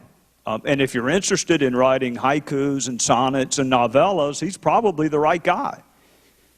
On the other hand, if you're advising the leader of the free world on foreign policy matters, I don't know how a haiku helps. But I would have enjoyed the opportunity to ask Mr. Rhodes how his background prepared him to sell the Iranian deal, but yet Tommy Cotton's background did not prepare him to criticize the Iranian deal. That would have been an interesting dichotomy for me. But what I really wanted to do, Mr. Chairman, was ask Mr. Rhodes to help me, as Gruber did in the past, understand what he meant by certain things. Mr. Chairman, he said, we created an echo chamber. Does the chairman know who we is? I do not. Well, certainly he couldn't be referring to other presidential advisors, because he then invoked executive privilege, and he can't be talking about what other presidential advisors said. So it couldn't be that, could it? I do not know. Okay. Well, then he said, reporters call us to explain to them what's happening in Moscow and Cairo. And I'm curious which reporters that would be. Which ones call him to find out what's going on in Cairo? But we can't ask him because he's not here. And I would add, he has plenty of time to sit down for what he had hoped to be a fluff piece in the New York Times. He's been on television plenty of times. He had plenty of time to draft memos for the president, but he doesn't have time to come before a committee of Congress. And then, this is what really concerns me, Mr. Chairman. In talking about those reporters, he said they literally know nothing. How does someone literally know nothing? He said they were 27 years old, which suggests that they probably have a driver's license at that point. You have to know something to get a driver's license. If they're 27, they'd be eligible to vote in the Democrat primary, more than likely. So you have to know something. So when you say they literally know nothing, that struck me. I wanted to ask him about that. Also, I think that his appearance today, had he bothered to come, would have created an opportunity for a little bit of bipartisanship, which I know our friends on the other side of the aisle like from time to time. It said he expressed contempt for the editors and reporters at the New York Times, the Washington Post, and the New Yorker. That might have provided an opportunity for some bipartisanship. It would have given us an opportunity to share our own frustrations. But he didn't come. Mr. Chairman, you do a great job leading this committee. It's up to you whether or not you assert the people's right to question Ben Rhodes. But this selective use of executive privilege on one day, but it's not executive privilege on the next, at some point Congress is going to have to stick up for itself. We're going to have to decide whether or not we do have a right to question people. And if you have time to make these comments to a reporter, you ought to be able to come explain yourself. And if you have time at the White House to send a bunch of mean tweets about a guy who served 2 combat tours in Tommy Cotton, and he's willing to come, but the creative writing expert isn't willing to come, At some point, this body is going to have to stick up for itself. With that, I'd yield back to the chairman. Thank the gentleman. We'll now recognize the gentleman from Virginia, Mr. Conley, for 5 minutes. Well, thank you, Mr. Chairman, and lordy, lordy, the outrage of my friend from South Carolina does a heart good. Does a heart good. From my point of view, this hearing is nothing but a smokescreen, yet another in a long chain of attempts by my friends on the other side of the aisle to deny what is manifestly true, that the Iran nuclear agreement is working. It's not a panacea for all Iranian behavior, though they would like you to believe that, just as disarmament agreements with the Soviet Union, our implacable foe during the Cold War, were also not designed to address every aspect of Soviet behavior. Would that they could, but they're not designed to be the be-all and end-all to circumscribe an entire relationship. But they were designed, and this was designed, for a specific set of goals. And Lord Almighty, we had a hearing in the House Foreign Affairs Committee where, again, my friends on the other side of the aisle desperately wanted not to talk about compliance, but being the skunk at the picnic, I did. And let me see. In terms of compliance, we found that the agreement has reduced the number of centrifuges, as planned, from 19,000 to 6,104. That the fuel enrichment plants at Natanz and Fordo saw those centrifuges reduced. Iran's no longer enriching uranium above 3.67%, verified by the IAEA, as my friend Mr. Lynch indicated, and has reduced its stockpile of enriched uranium, as required, to no more than 300 kilograms shipped out of the country, verified.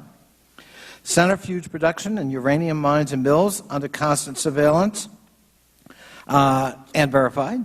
And, of course, the plutonium production capability eliminated. I asked, point blank, is there any evidence of cheating? Because that's all we heard. They were going to cheat, they couldn't be trusted, and this was nothing but enabling behavior to allow Iran to become a nuclear threshold state. And the answer was no. So far, no cheating. Now, my friend from South Carolina, we are friends, we are sometimes sparring partners, just is all exercised about the fact that somebody, God knoweth why, would not accept a friendly invitation to come before this committee. Because we are a very hospitable environment to witnesses, and once in a while we deny them their Fifth Amendment rights, once in a while we badger them, once in a while we call them names, once in a while we censor them. A lot of times we interrupt them when we don't like their testimony, but they ought to come here nonetheless. You're lucky, Mr. Rubin. You're really lucky to be here today. Mr. Hanna, when you received an invitation from the Senate Intelligence Committee in 2006, did you accept that invitation? I don't remember getting an invitation. Well, actually, it's in the committee report. Did you not see that report? They published a report. What? I must not have. Well, let me help refresh your memory, because they issued a final report, and they said that every request made to you for an interview was denied. And it concludes, these decisions inhibited the committee's ability to pursue legitimate lines of inquiry. Any reason why you would say no to the Senate Intelligence Committee when it was under Democratic? Actually, it wasn't under Democratic control in 2006. But you still said no. And you can't, that doesn't refresh your memory? It doesn't refresh it, but I can tell you that there was obviously, especially in the office of the Vice President, the council there was a very aggressive proponent of executive. Go ahead, say it. You say it for me. Was that word coming out? Executive privilege. Privilege. There you go. So for a Republican White House, it's perfectly okay, and you had a very aggressive counsel saying you're not going. But here, with somebody who gives a profile for a magazine where he boasts about himself, We got to haul them in chains before this committee because we're being denied access, and that's wrong. And you've agreed to testify about it knowing that. So do you think Mr. Rhodes should be here in a way that you were not 10 years ago? In our administration, what I remember is that Dr. Rice, when she was in her capacity as NSC advisor, actually did testify. So I think I'm talking about you, Mr. Hanna. You were named by the Senate Intelligence Committee by name and singled out for your refusal to make yourself available to that committee when it was doing its work. Was there less gravity to the issue at hand 10 years ago involving you than there is today involving Mr. Rhodes?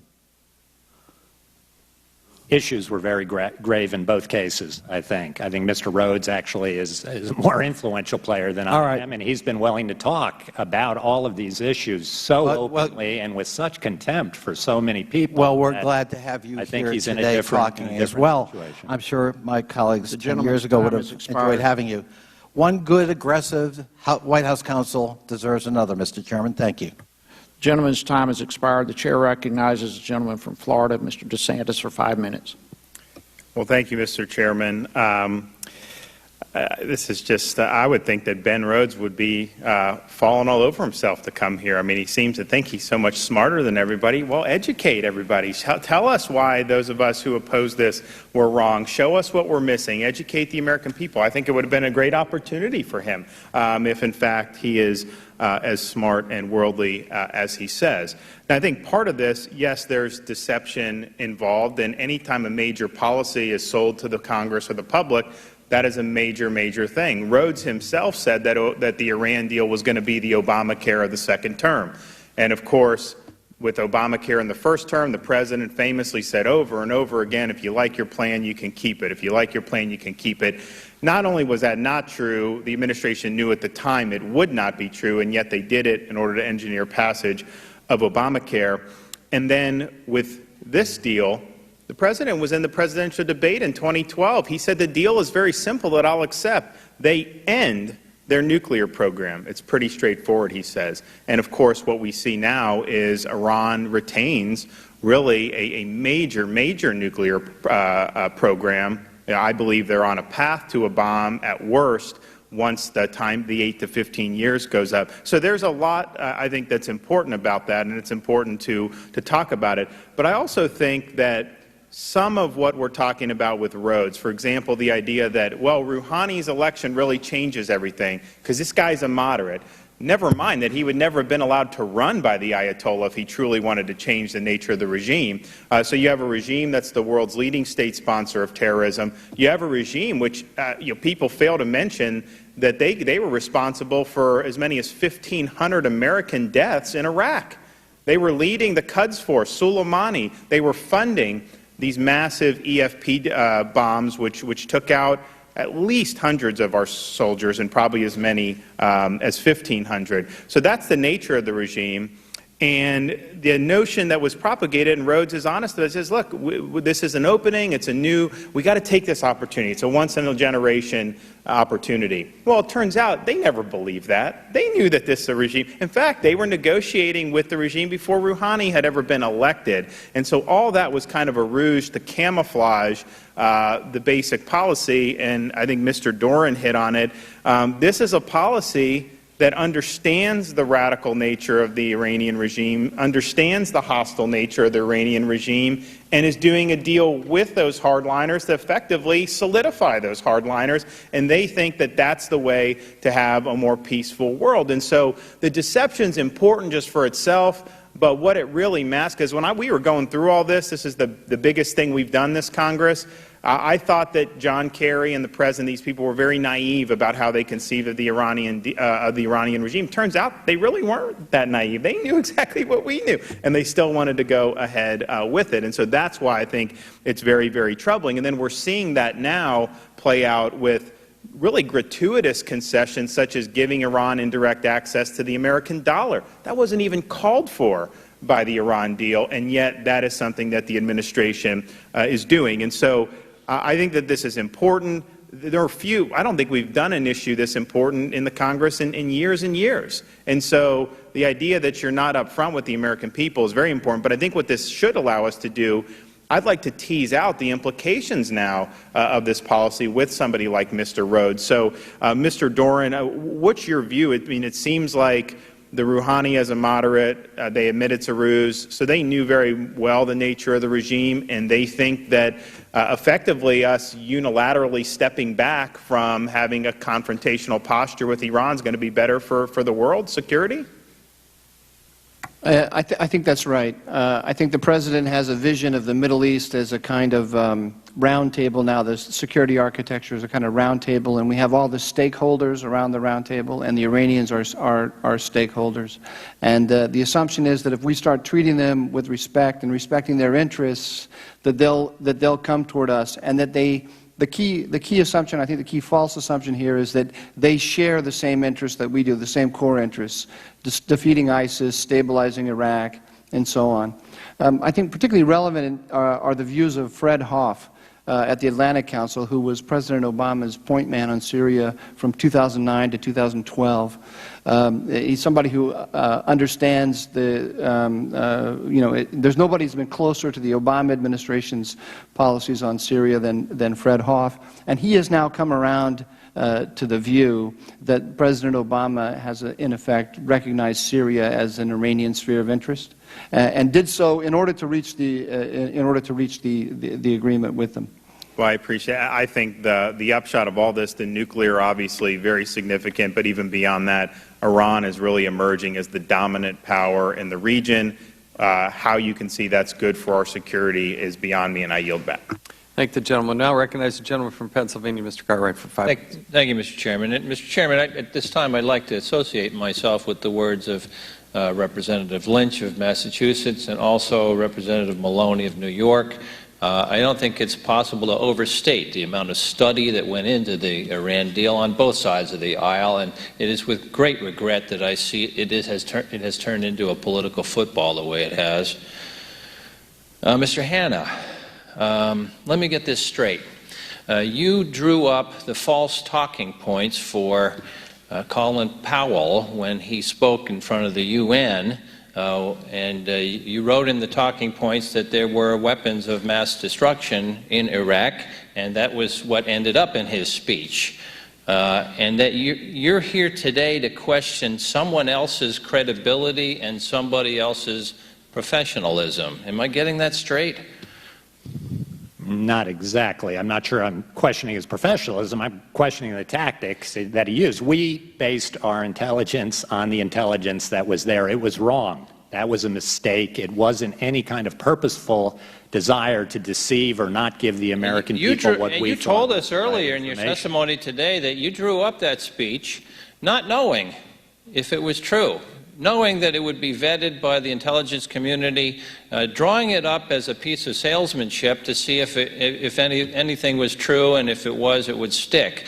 Your words were quite clear on that. And one of the parts of the salesmanship was that this idea that the Bush administration cooked up this idea that there was yellow cake uranium coming from the African nation of Niger going to Saddam Hussein, and it was the American ambassador Joe Wilson who gave the lie to that fiction.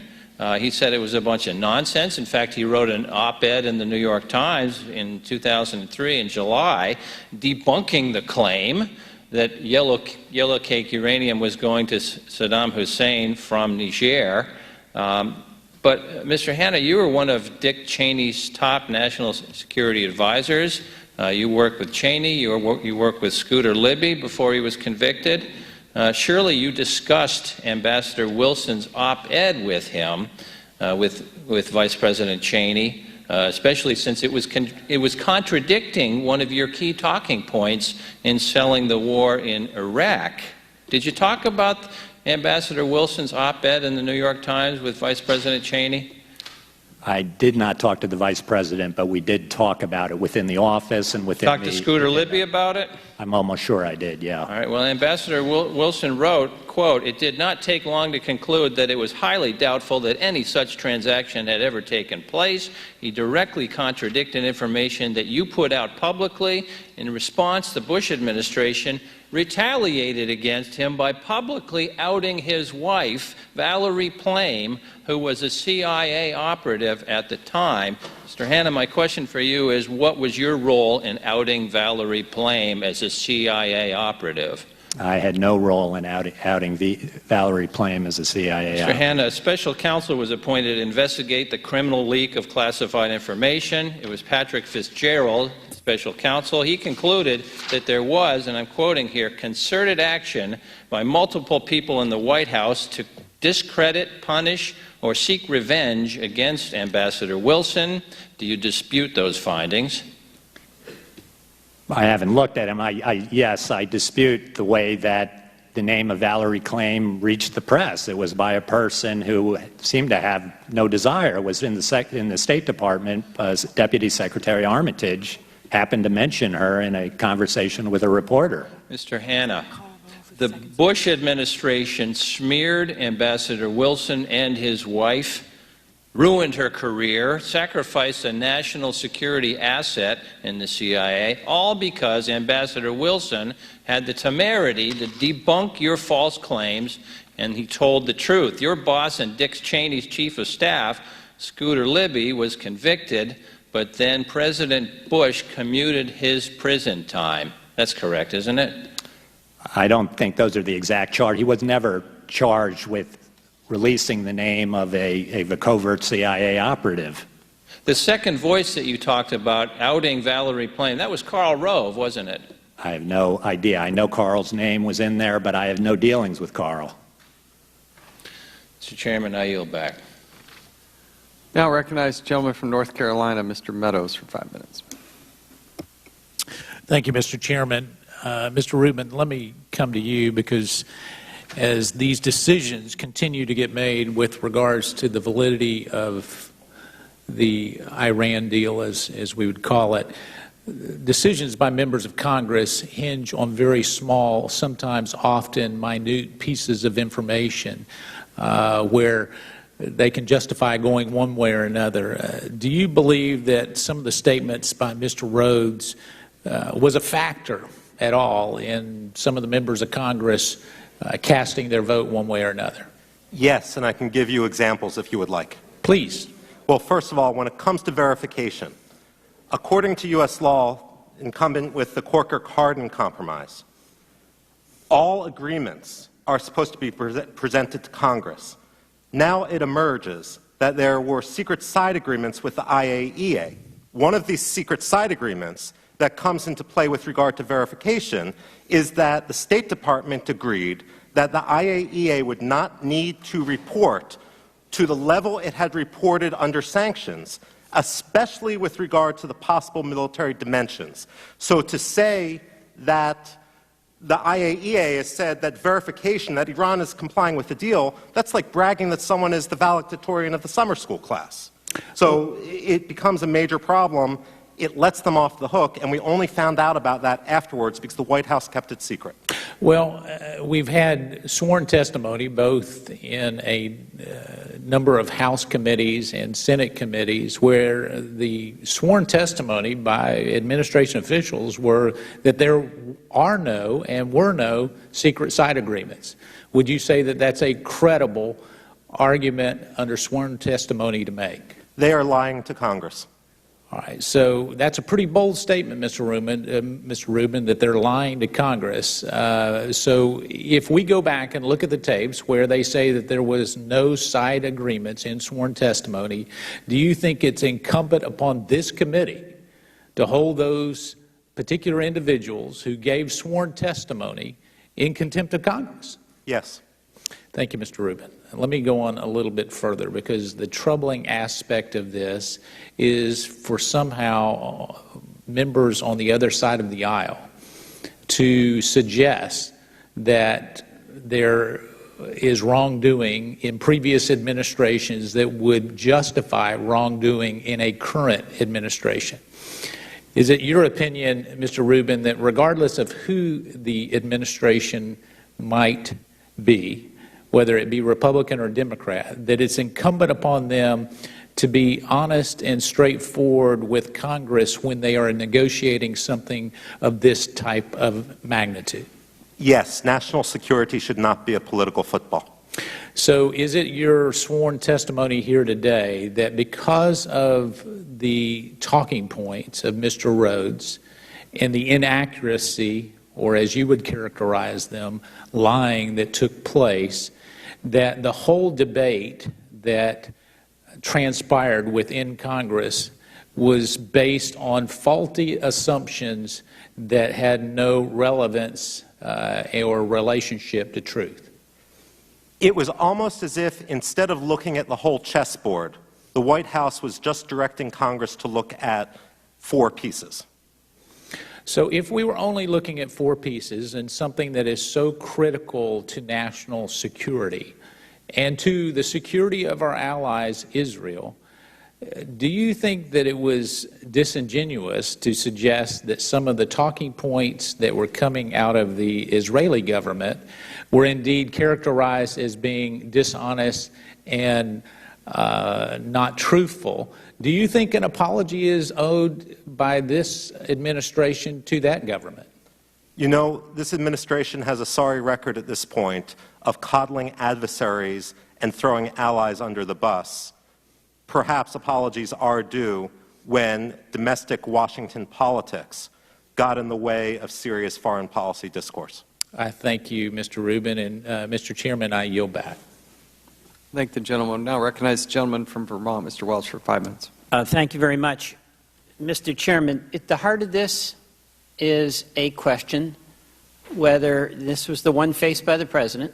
Is an Iran without nuclear weapons better for our national security, for the Middle East and for the world, than an Iran with nuclear weapons? That was the question. And the engagement of Mr. Rhodes was one significant person among hundreds, and along with our best allies, France, Germany, England, and also our sometimes frenemies, China and Russia. And the collective decision of those countries and us was that the Iran nuclear deal was in our collective interest. Now, there was fierce disagreement about that among the witnesses and among many of my colleagues here in Congress. But this was a long and complex negotiation that was ultimately ratified by our strongest allies. And there was a judgment that the Commander-in-Chief had to make as to whether or not this agreement was in the national security interest of this country. I agreed with him. I worked closely with Mr. Rhodes and found him to be an exceptional public servant, knowledgeable, and, despite what you're saying, candid and direct. Let me just ask a couple of questions here, because the decision the President made was in contrast to decisions that a previous President made. Do each of you believe that the American people got the right information, that there were weapons of mass destruction in Iran? Each of you. Iraq. Thank you. No, it's shown that it was false. Right. No. No, the American people got what the intelligence community believed. Who has supervisory authority over the intelligence community, sir? Mr. Rubin? Congress. The President has no role? The buck stops with the President, but if we're talking about oversight, that's what separation of powers is about. All right, so you're saying, and by the way, I'll go along with this, Congress blew it on the Iraq resolution. But are you suggesting to me that there is not ultimate responsibility for making the decision and evaluating the recommendations of the intelligence community on the matter of sending our troops to war, of spending trillions of dollars, throwing the Mideast up into upheaval, and he is not the one who ultimately bears the responsibility for that decision? The President made the decision to go to war. I'm not willing to put the broad instability in the Middle East on his shoulders. The Middle East needs to be accountable for the Middle East. Second thing, so we went into this war in Iraq. We toppled Saddam Hussein. We were promised we'd make money on the war. That was testimony from some of the President's advisors. It would be over in 60 days, and the troops would be greeted with flowers in the street. Didn't work out that way. Afghanistan, the longest war in the history of this country. We still have troops there. The place is a mess. Nation building, an arrogant policy embraced by a prior administration. Didn't work out so great. Any of you think that Afghanistan is on a solid footing for democracy at the moment? Just a yes or no, if I can get that from each of you. No. Sir? No. No. Sir? No. So we have a president who says, you know what, this war approach isn't so great. And he had to make a decision, and he said, look, let's try negotiations. I supported sanctions. Every tough sanction that we were able to impose on Iran, I supported, as did virtually all of the Democrats and Republicans. You know what? The sanctions worked. It brought Iran to the table. In this decision that you're focusing on, this fine public servant, Ben Rhodes, because of a newspaper article, is something that then disregards the fact that we blew it in Iraq, we're blowing it in Afghanistan, and the president decided to pursue negotiations, got an agreement, and had the full support of those allies, the P5+1. So if there's implementation issues, let's get on it. I'm all for that. But to sit here and to suggest with this history of failure, when war is the option, that we should have done that, and that's essentially what the alternative was. That's essentially what the alternative was. I don't buy it. And I don't believe the American people buy it. And we're picking and choosing, trying to come up with some little detail that somebody somewhere said to suggest that we ought to unravel the whole thing. I disagree. I yield back. Gentleman yields back. We now recognize the gentleman from North Carolina, Mr. Walker, for 5 minutes. Thank you, Mr. Chairman. On September the 11th, 2015, CNN stated, "The effort was one of the most aggressive lobbying drives ever to take shape between congressional Democrat leaders and the Obama White House on this bill, H.R. 3461. Now, among the people who voted no were 25 Democrats. You heard today Ms. Carolyn Maloney acknowledge that. She wasn't the only one on this particular committee. There were others. My question is, what did those 25 members know that either the other members did not know or, sadly, in some cases, chose to ignore or even lobbied? In regards to Mr. Shapiro, we've heard a lot of talk today. You know, I'm sure you guys may be dads, and it's always interesting when you confront one of your children and ask them if they did something wrong. The telltale sign of the giveaway is when they immediately acknowledge that another brother or sister did something wrong. That's what the smokescreen's been here today. You know, so much of the smokescreen has been about Mr. Hanna. Nobody wants to talk about Mr. Shapiro. But let me talk about the difference, if I could, just for a second. Here's a big difference between Mr. Hanna and Mr. Shapiro. Mr. Shapiro enjoyed running to the press sharing false information. Mr. Shapiro became the poster boy, almost the spokesperson of a flawed and horrific Iranian deal. The words anytime, anywhere continue to ring true as far as even to this day. So my question, gentlemen, if you would please, whether intentional or not, did Mr. Shapiro, in your opinion, mislead the American public with this anytime, anywhere, the multiple times? Mr. Rubin? Mr. Rhodes most certainly did.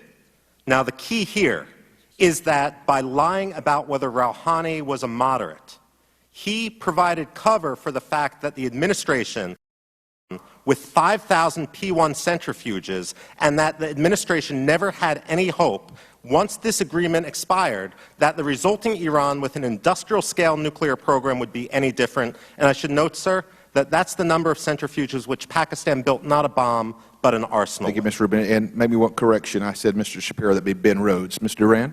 Yes, I think he deceived the American people. Mr. Hanna? If the article is accurate, yes, I think that he engaged in certain deceptions about what the administration was really up to and what we were facing in Iran. The Iran agreement lifts restrictions on arms sales to Iran after 5 years. And after 8, removes the ban on Iran developing ballistic missiles potentially capable of reaching the United States. Question, Mr. Rubin, can you elaborate on the threat that ballistic missile capability poses to the United States? One of the problems I have with the reporting in the United States is people tend to pat themselves on the back every time there's a failed missile test. The fact of the matter is you learn a lot from a failed missile test, and Iran has made clear in its public statements that it intends to continue with its ballistic missiles until such a time as they can strike anywhere, anytime. I should also say a major flaw in the agreement is it bans the arms sales for 5 years for offensive weapons, but never defines what offensive is, which is why Iran is on a shopping spree in Russia and China right now. Thank you, Mr. Rubin. Mr. Duran? One of the things that the agreement did basically was remove ballistic missiles, effectively remove the ballistic missiles from the kind of sanctions that they were under by the change in language that the chairman mentioned. If the administration had told Congress before the deal that the deal was going to result in an Iranian-Russian military alliance, which was going to intervene in Syria and result in a rise of Iranian power around the region, I think we would have had a very, very different debate. Mr. Hanna, would you like to expound? I'd say the only thing on the ballistic missile, I think everything my colleagues have said is right. It essentially, Iran is determined to do this, and it's important to note that the only really rational military use of these missiles is if you can put a nuclear warhead on them. That makes them really militarily useful.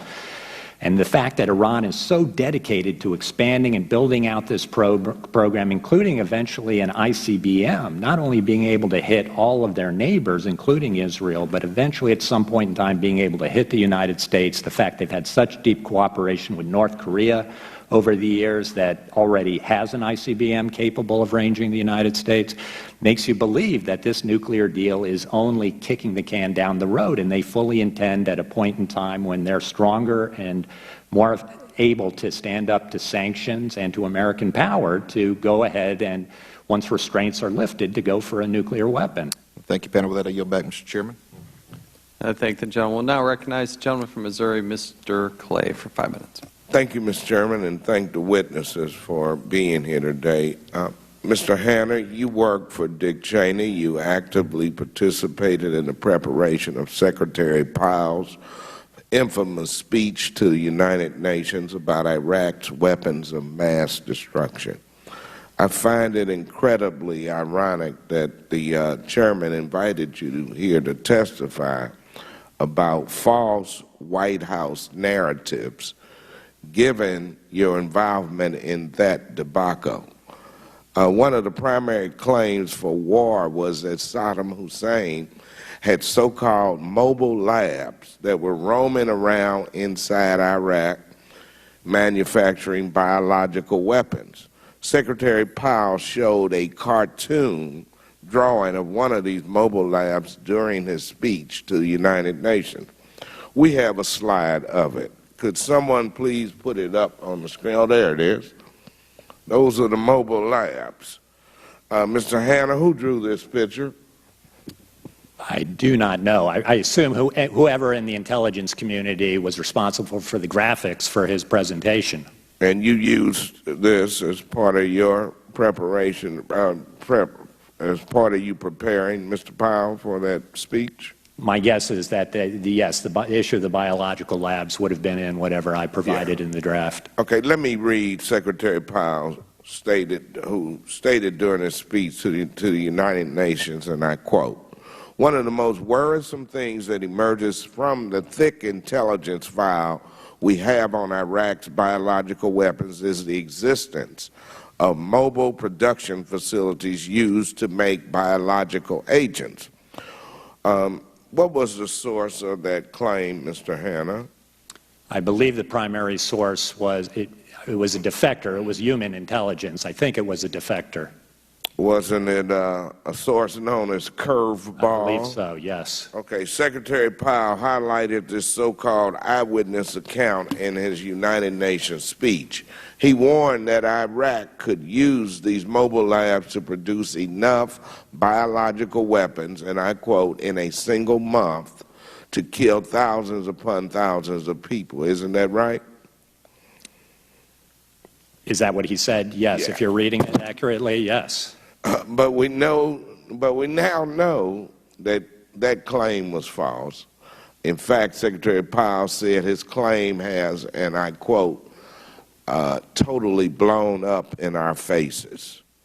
Do you agree with Secretary Powell? I agree that the claim was false, yes. Is it true that no U.S. officials ever personally interviewed Curveball before they used that information? I don't know that firsthand, but I think the CIA has said that this was controlled by a German intelligence service. Yeah, and it's true that the Germans who were speaking with Curveball could not believe you were using this information publicly because he was so unreliable. Isn't that true?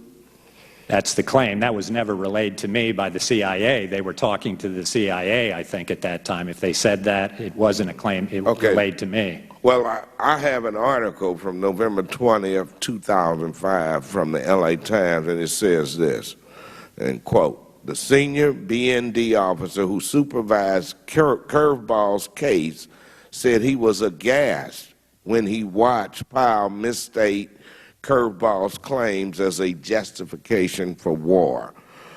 Quote, "We were shocked," the official said. "Mein Gott, we had always told them it was not proven." Mr. Hanna, is that true?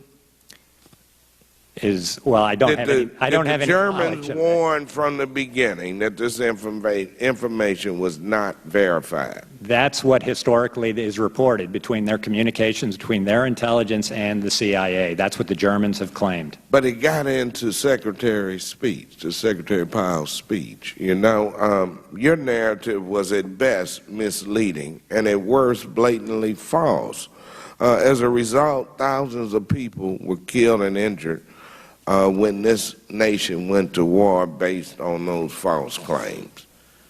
You know, do you have any remorse about that? I have great, deep remorse about any American soldier that's lost, especially if it's based on information that we put out in good faith that our intelligence communities and other intelligence communities around the world thought was true and thought we were acting in the best interests of the United States. So I do have great remorse about what. But it wasn't vetted. The information, you just threw it at the Secretary. No, that's not true at all, Congressman. It's not accurate. Gentlemen's time has expired. A grave mistake. Gentlemen's time. I guess I yield back. Gentleman yields back and would also duly note that Mr. Hanna worked for President Clinton, served as a senior policy advisor to Secretary of State Warren Christopher as well. So we'll now recognize the gentleman from Georgia, Mr. Heiss, for 5 minutes. Thank you, Mr. Chairman. There seems to be a great deal of confusion as to the purpose of this hearing, which is supposed to be about this current administration, the White House narrative on the Iran nuclear deal. In Mr. Samuel's article, Leon Panetta stated that he, during his tenure as director of the CIA and Secretary of Defense, never saw the letters that Obama covertly sent to Iran's supreme leader in 2009 and 2012. He goes on to say that he would like to believe that Tom Donilon, then National Security Advisor, and Hillary Clinton, then Secretary of State, had a chance to work on the offer they presented. Mr. Duran, let me begin with you. Is there any information confirming that Mr. Donilon or Secretary Clinton worked on those letters? None that I know of. Okay.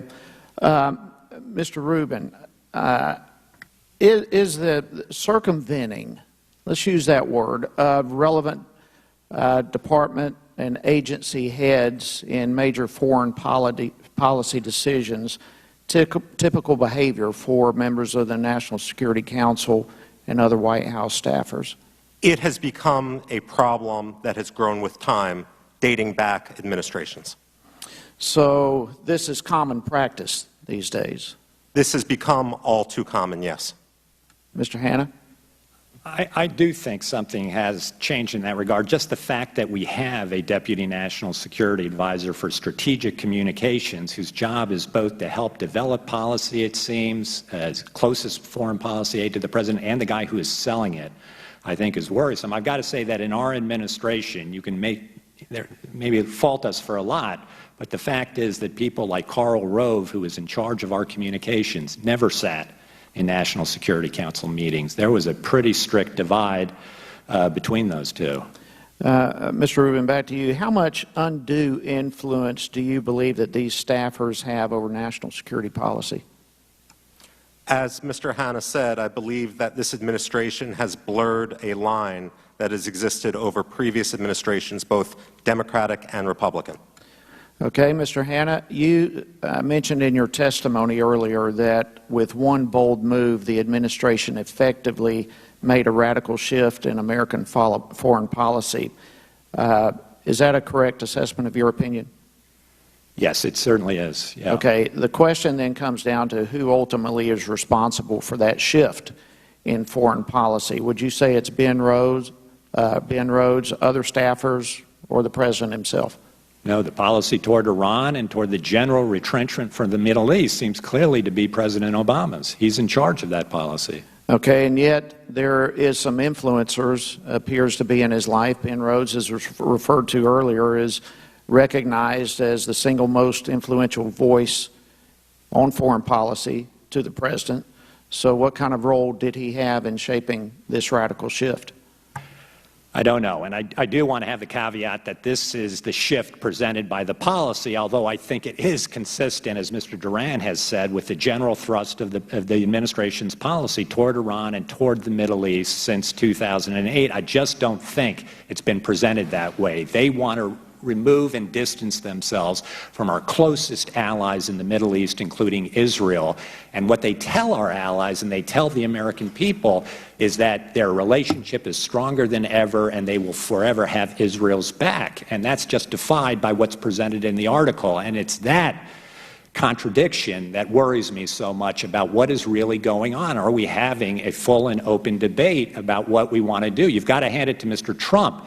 At least he says, I want to get out of this place. It's too expensive. It's too costly. Our allies are too much trouble. I want to distance ourselves from it. So let me clarify what you're saying, because it's troubling to me as well, extremely troubling, that the American people, that Congress, that our allies, when there is such a radical shift of the magnitude of this type of foreign policy, that the American people, Congress, and our allies are not aware of it. So the only way, do you believe the American people and Congress would support a shift that major had they known about it? No, I think as Mr. Durant said, and Secretary Panetta is in fact quoted in the piece as saying if they'd done that, they'd have gotten the blank kicked out of them. Absolutely. So the only way to pull this over the American people's eyes and Congress and our allies is by spinning the truth and make people get on board something that is not indeed reality. That is the extremely strong suggestion of the article, that you had to spin it. But yes, no, then right down the line, would you agree with that assessment? Yes. I'll yield. Yes. And Mr. Hanna? Yes, sir. All right. Thank you, Mr. Chairman. I yield. Gentleman yields back. Now recognize the gentleman from California, Mr. Desaulniers, for 5 minutes. Thank you, Mr. Chairman. Mr. Rubin, first, I assume you are vigorously opposed to the Iran agreement. I'm opposed to it, yes. And you have been all along. I thought that there could be a much stronger agreement and we could have made much better use of leverage to get a much more favorable agreement. But you're opposed. Mr. Duran? Yes. Yes, I'd associate myself with Michael's. So just to be clear, for instance, former Secretary of State Colin Powell, he's called the verification regime vigorous in the agreement. These are remarkable changes, in quotes, and so we've stopped this highway race that they were going down, and I think that's very, very important. Would any of you agree with Secretary Powell's quote in his view of this agreement? It reminds me of the statements in support of the agreed framework with North Korea, which we now know did not merit those endorsements. So you wouldn't agree with it? No, I would not. Brent Scowcroft, and I quote, a former advisor to Presidents Ford and George H.W. Bush, to turn our back on this accomplishment would be an abdication of the United States' unique role and responsibility, incurring justified dismay among our allies and friends. You would disagree with that quote as well. Mr. Duran, do you have any comment? Yes, I disagree with it.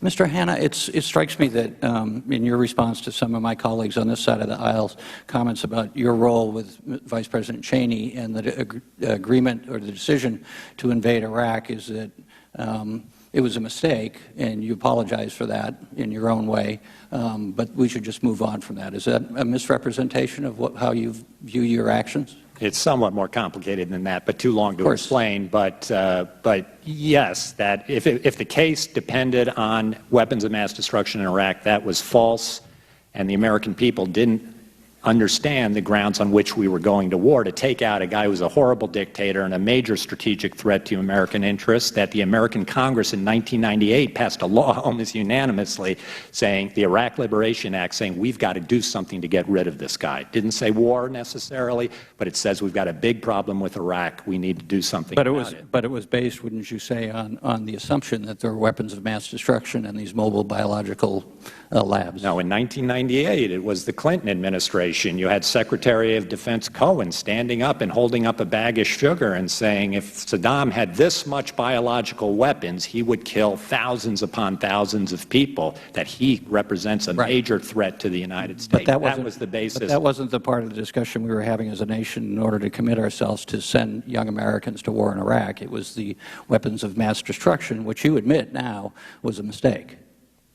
Yes, that intelligence clearly was false. Bipartisan commissions have looked at it and said most of that was wrong. So on balance, comparing these two processes, whether you think it's spin or not, the consequences strike me as being much more significant, obviously, to the decision to tell people it was we were going to invade Iraq, not because we didn't like Saddam Hussein, although that was the case as well, but that there were biological weapons and weapons of mass destruction, versus what we see with the Iran nuclear deal. Now, you can assume, as experts, that this is not going to turn out well, but to this point, they're not equal in terms of the negative consequences to this country and the stability of the peace in the Middle East, would you say?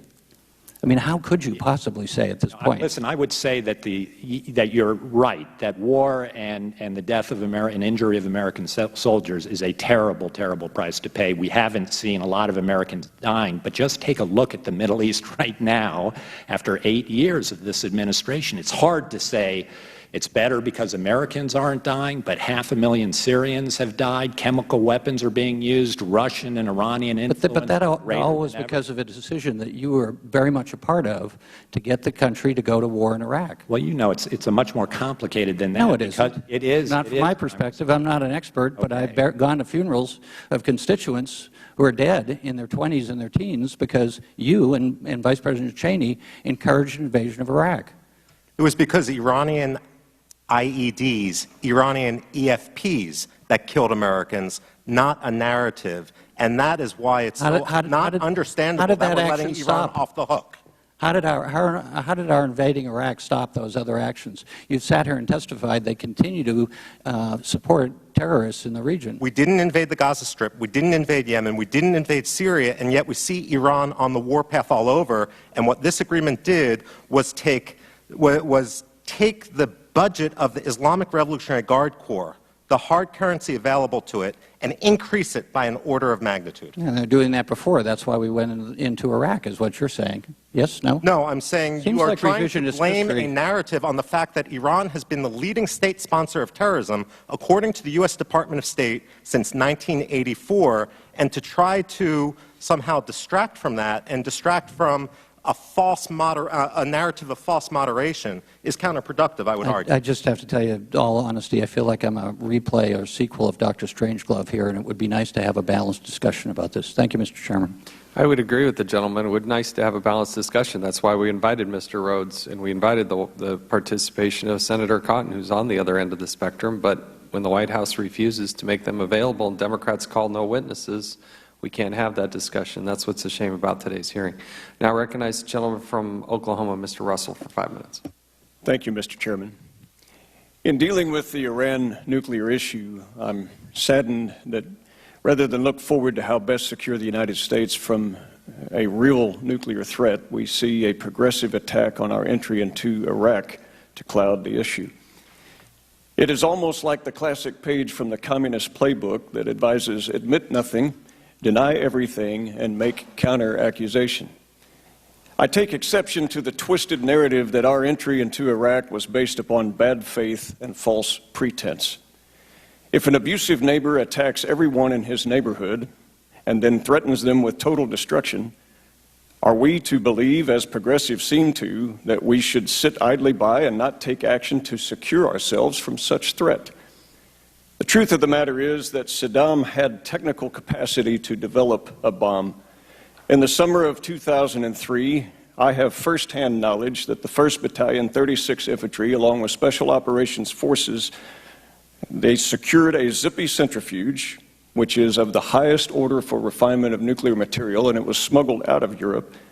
They obtained technical drawings and hardware from the garden of Saddam's nuclear physicist, Dr. Mahdi Obaidi. Dr. Obaidi's account of Saddam's threat is well documented in his book, The Bomb in My Garden, an account the CIA describes as largely accurate and balanced. I remember, as I served in Iraq during that time, as we were hunting for Saddam, that this would be major news as the zippy centrifuge and technical drawings would come to light. Instead, it is largely hidden to this day. It is also interesting to note that senior leaders, and one in particular who relayed to me that during a major Syrian flood, he was directed by Saddam to move material to an eastern Syrian site. This was material of both a nuclear and a chemical nature.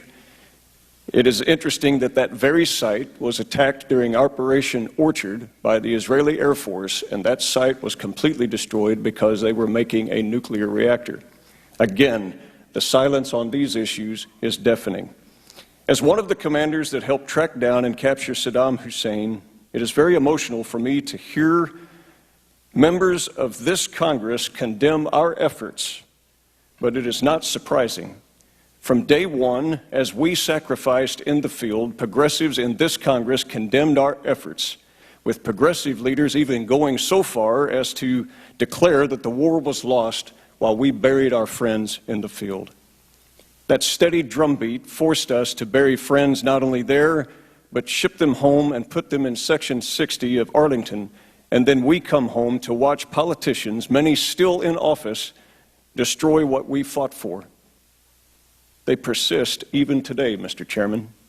I will never regret bringing a dictator to justice, and I am proud to have played a part in it. History, should we even allow it, will judge us and our efforts in Iraq kindly. I'm not sure the same can be said of Congress. Now we turn to yet another nuclear threat with Iran.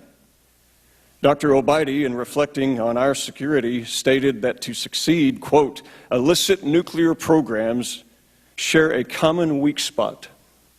They need international complicity, end quote.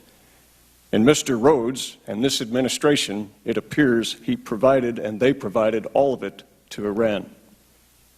Mr. Rubin, how and how early did the administration start talking about minimizing congressional oversight of the Iran deal? I am not privy to the internal discussions within the administration, but it appears from secondhand sources almost from the beginning. I have passed the Iran Terror Financier Act, the only real effort to oppose the nuclear deal, which now sits in the Senate. And with Mr. Rhodes' exposure, the need for congressional oversight, there are key provisions in my measure, and it sits in the Senate. That language, even today, could be acted upon by the Senate that would provide us key oversight on any decisions. The President acted unconstitutionally. While he is free to make agreements and have negotiation, he is not free to bind us with treaty-like obligation.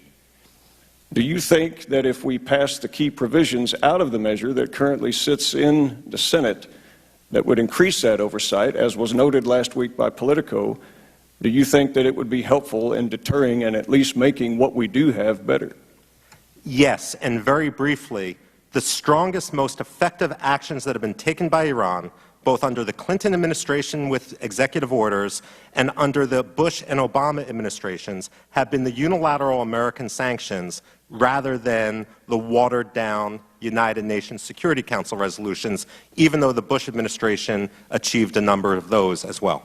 Thank you, sir, and thank you, gentlemen, for your service, and thank you for being here today. Mr. Chairman, I yield back. Mr. Russell, we thank you for your service and your sacrifice and your time serving this country, and we're better for it, and thank you. Now recognize the gentlewoman from New Mexico, Ms. Lujan Grisham, for 5 minutes.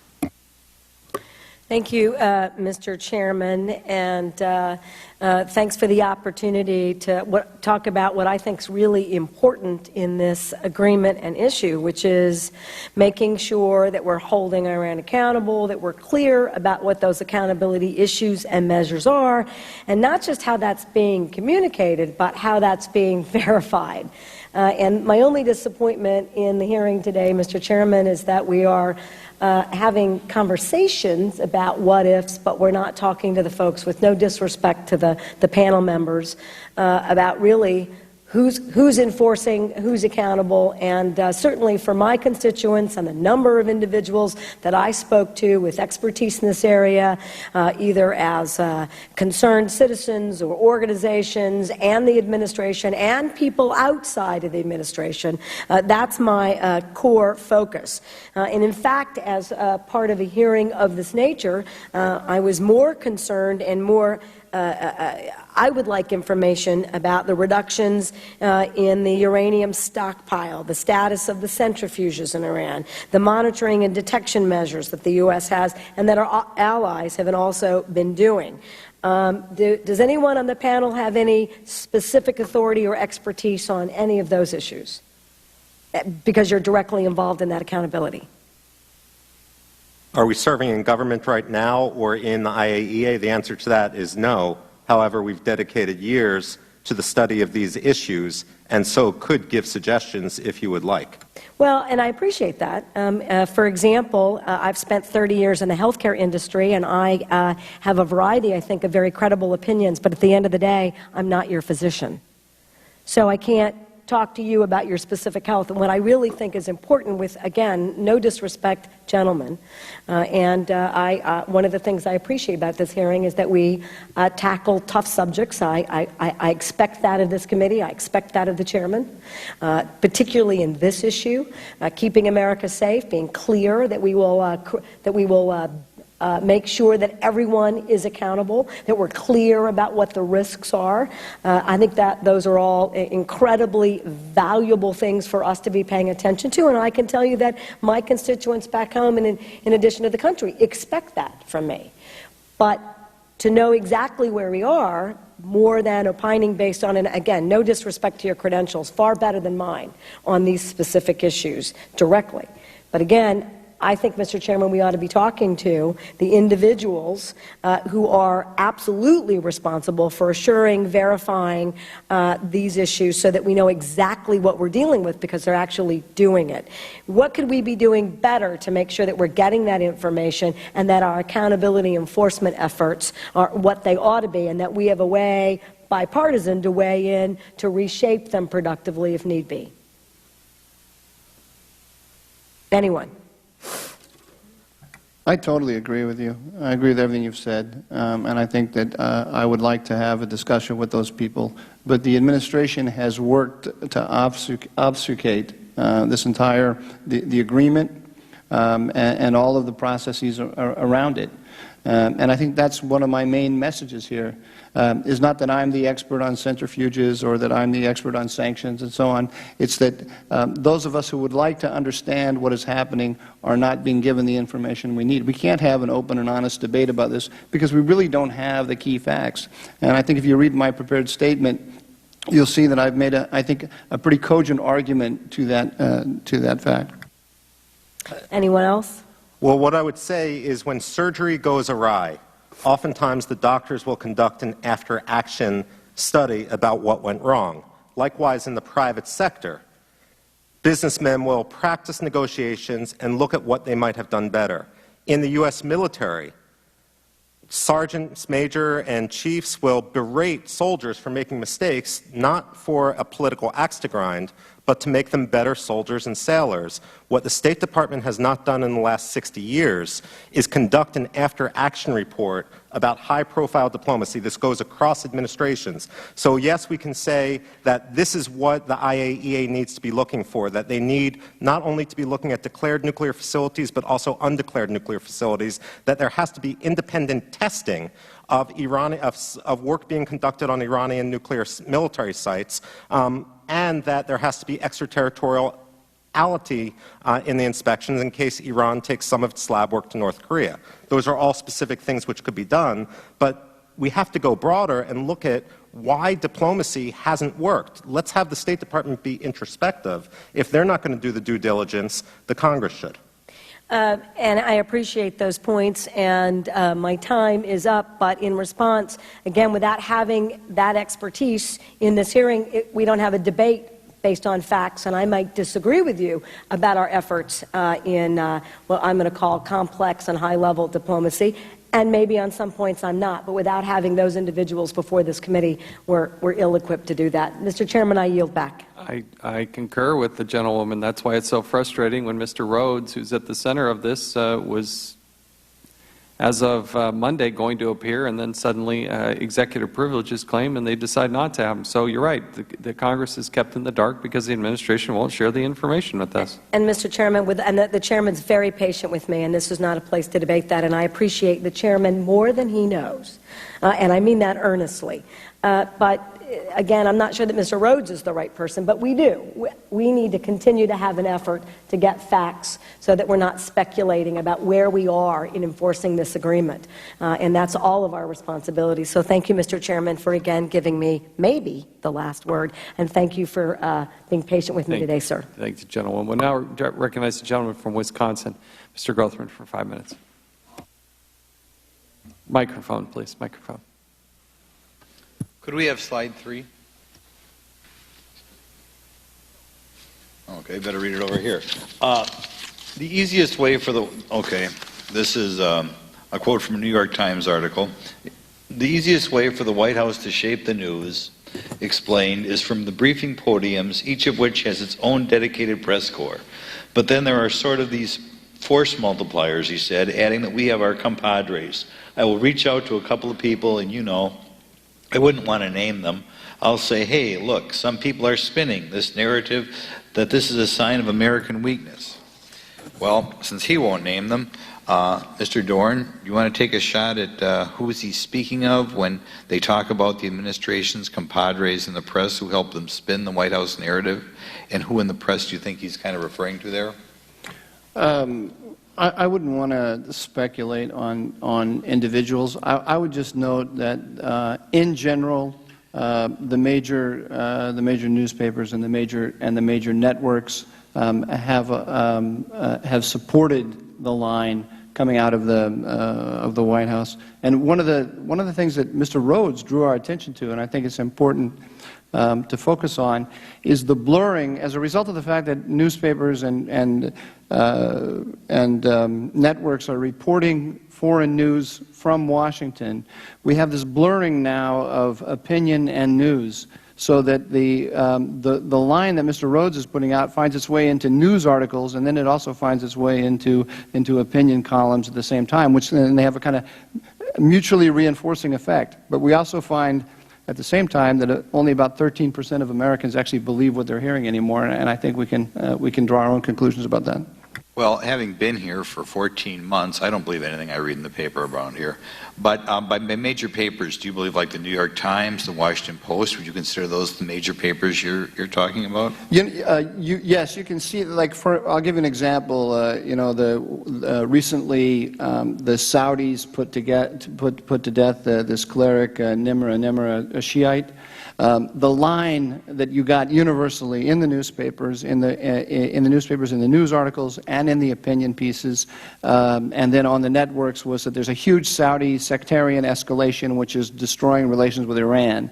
All of the things that Iran is doing around the region, flexing of its muscles, and like Dr. Rubin described, we're not hearing about. And I believe that was news reported out of the White House. I'll just say one more thing about this too. Because of the rise of the internet, we have all these non-traditional news sources now that people go to, and it puts enormous pressure on the serious reporters that are out there. I mean, I'm thinking of people like David Sanger and Michael Gordon of the New York Times. These are very serious reporters, right? But they know, and if they don't know it, and if they're not thinking about it directly in their own minds, their editors know that if they take a line that is hostile to what the White House is saying, the White House can go to Vox or to BuzzFeed or somewhere else and give the story. So even reporters that I think we would all agree are extremely serious reporters are under pressure, I think, not to report a story that's going to harm their access to the White House.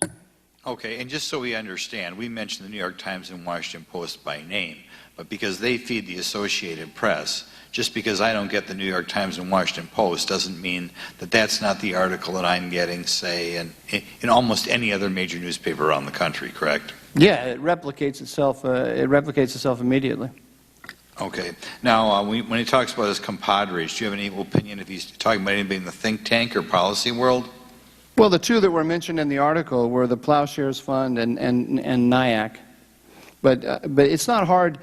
You know, if you followed what happened on Twitter when this article came out, the friends of the White House and the friends of the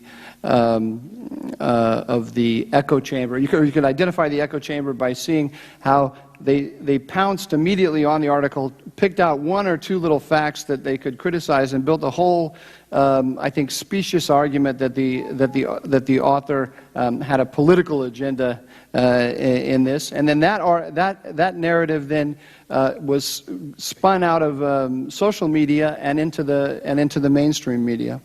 If I may say very quickly, sir, I don't know David Samuels, the author of the article, but to criticize him for not being supportive of the Iran deal illustrates the problem of an echo chamber, because journalists saying that only sympathetic journalists can cover the administration, that itself is a sign of a much greater problem. Huge problem. Can I play a video here, or are we done with our time? Let me go to Mr. Palmer, and then Okay, if you want to come back, we'll yeah. come back. Now we're going to recognize the gentleman from Alabama, Mr. Palmer. Thank you, Mr. Chairman. I think we've about worn this out. We've covered everything from Iraq to the fact, I think, that Mr. Meadows established very clearly that we were lied to by this administration, perhaps even with contempt. But I want to go to something else that I think is really at the core of what we ought to be talking about. And that is that a key promise from the administration is that the Iran nuclear deal would provide the public and lawmakers with assurance that Iran was meeting its obligation, and Iran's ability to engage in proliferation would be substantially mitigated. I mean, we can go back to the Rhodes statement about that it would be the strongest inspection regime that any country faces in the world. We could go to what the State Department posted on the website, that the International Atomic Energy Agency would have regular access to all of Iran's nuclear facilities, that they'd be providing the IAEA with much greater access, that it would require that they be granted access to investigate suspicious sites or allegations of covert enrichment. But that's not what's actually happened. I want to share with you that after the deal was implemented, the International Atomic Energy Agency published its regular report on Iran. I think it came out in February. And the report contained less information than the IAEA had regularly provided about Iran before the deal was in place. In fact, when asked about these gaps, IAEA Director General Amano said that, in fact, the deal restricted the IAEA's ability to report publicly about Iran's nuclear program. Mr. Rubin, given that, how much confidence do you have in this deal? I have very little confidence in this deal for reasons that I've outlined in my written testimony. It falls far short of the most rigorous inspection regime ever, and the danger isn't just in Iran, very briefly. The danger is that it permanently dilutes the standard by which other potential proliferators are held. But would you agree that General Amano's statement validates the concerns that you expressed about the deal from the very beginning? Yes, I would. Would you also say that, given this statement from General Amano, that the exaggerated concessions that this administration claims that they obtained might be called into question as well? Yes, I would. You know, we've been talking about echo chambers. We've talked about misrepresentations. I go back to the statement that Secretary of State Kerry made, that he was the chief negotiator. We know that the framework of the deal was already in place before he really got involved. These statements that have been brought out in the New York Times Magazine article. But what we really haven't talked about is the fact that the deal is a fraud. And Iran could be on a path to a nuclear weapon. And here's something else that we really have discussed that I think we need to be talking about too, is that according to Ben Rhodes, that this deal also is part of a plan to abandon our friends and allies in the Middle East. Does that give you some concern, Mr. Rubin? Yes, it does. How about you, Mr. Duran? Absolutely. How about you, Mr. Hanna? Yes, very much so. Do you believe that the Obama administration withheld information from Congress about the deal intentionally? Yes, I do. Do you believe that was in violation of the Corker-Cardin agreement, the law that he signed into law himself? It absolutely was, and on top of which, the Corker-Cardin amendment was written in such a way to prevent this from happening. And unfortunately, the administration simply broke the law. I couldn't agree more. Peter Roscom, a gentleman from Illinois, introduced a House resolution and argued that very point. The House passed that resolution that this deal was illegal from the get-go, because the Corker-Cardin law required that all information be provided to Congress, including the side agreements, and it clearly wasn't. I think there's one issue, really one question that we need to ask, and I'll ask each one of you to answer this. Do you believe this deal has actually assured Iran a path to developing a nuclear weapon? Yes, at the very least, it leaves Iran with an industrial-scale nuclear program upon the expiration of the controls, and the administration went into this knowing that the Iranian regime was not moderate. Mr. Duran. I agree with all that. Mr. Hanna. Yes, I agree with Michael's conclusion. Mr. Chairman, I'm not sure it's the jurisdiction of this committee to look into the ramifications of that possibility, but I do think that's essentially what we should have been talking about this entire time. And the fact that this administration misled Congress is one issue that I think we need to pursue, but I think at some point Congress needs to look at what our positions ought to be going forward in regard to Iran. I yield back. I totally agree with the gentleman. I appreciate his perspective, and he's right. That is the ultimate fear that we have, is that Iran, not a friend of the United States, not a friendly partner within the world community, that they are even more so on a pathway to develop a nuclear weapon, and that is what's scary. We'll go one more time to Mr. Grothman of Wisconsin. Sure, and we'll go one more time to Ben Rhodes. Not to Ben Rhodes, to Michael Dorn. Ben Rhodes commented that the White House commented on the White House's desire to avoid scrutiny. And I'd like to look at video clip D and ask you a question about it.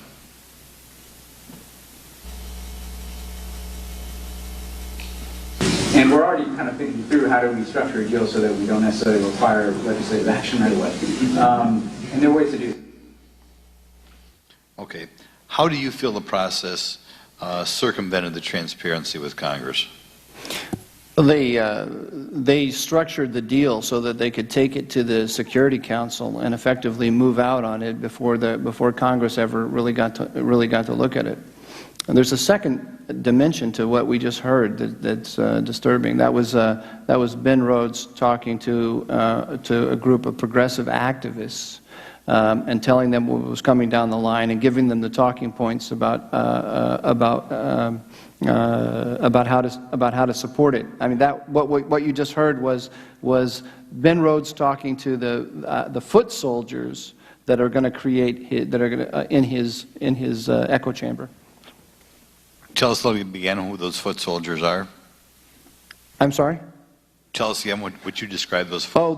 In this case, these are progressive. This was progressive groups. I don't know the exact, but we're talking. They regularly briefed dozens of progressive groups. I'm not talking about pseudo experts on nuclear proliferation and things like that. I'm talking about just grassroots progressive organizations to help them carry the water politically. But it's one of these blurring of the lines between roles that I don't think we saw in previous administrations, where you have somebody who's in charge of communications but yet sitting at the table with the Secretary of Defense and sometimes telling the Secretary of Defense that he's wrong, and then going out and talking to domestic political groups and telling them how to go militate in favor of the foreign policy of the administration. Okay, thank you. Thank the gentleman. I thank you all for your attendance here, your participation, your expertise in illuminating what is a very disturbing situation. The committee stands adjourned.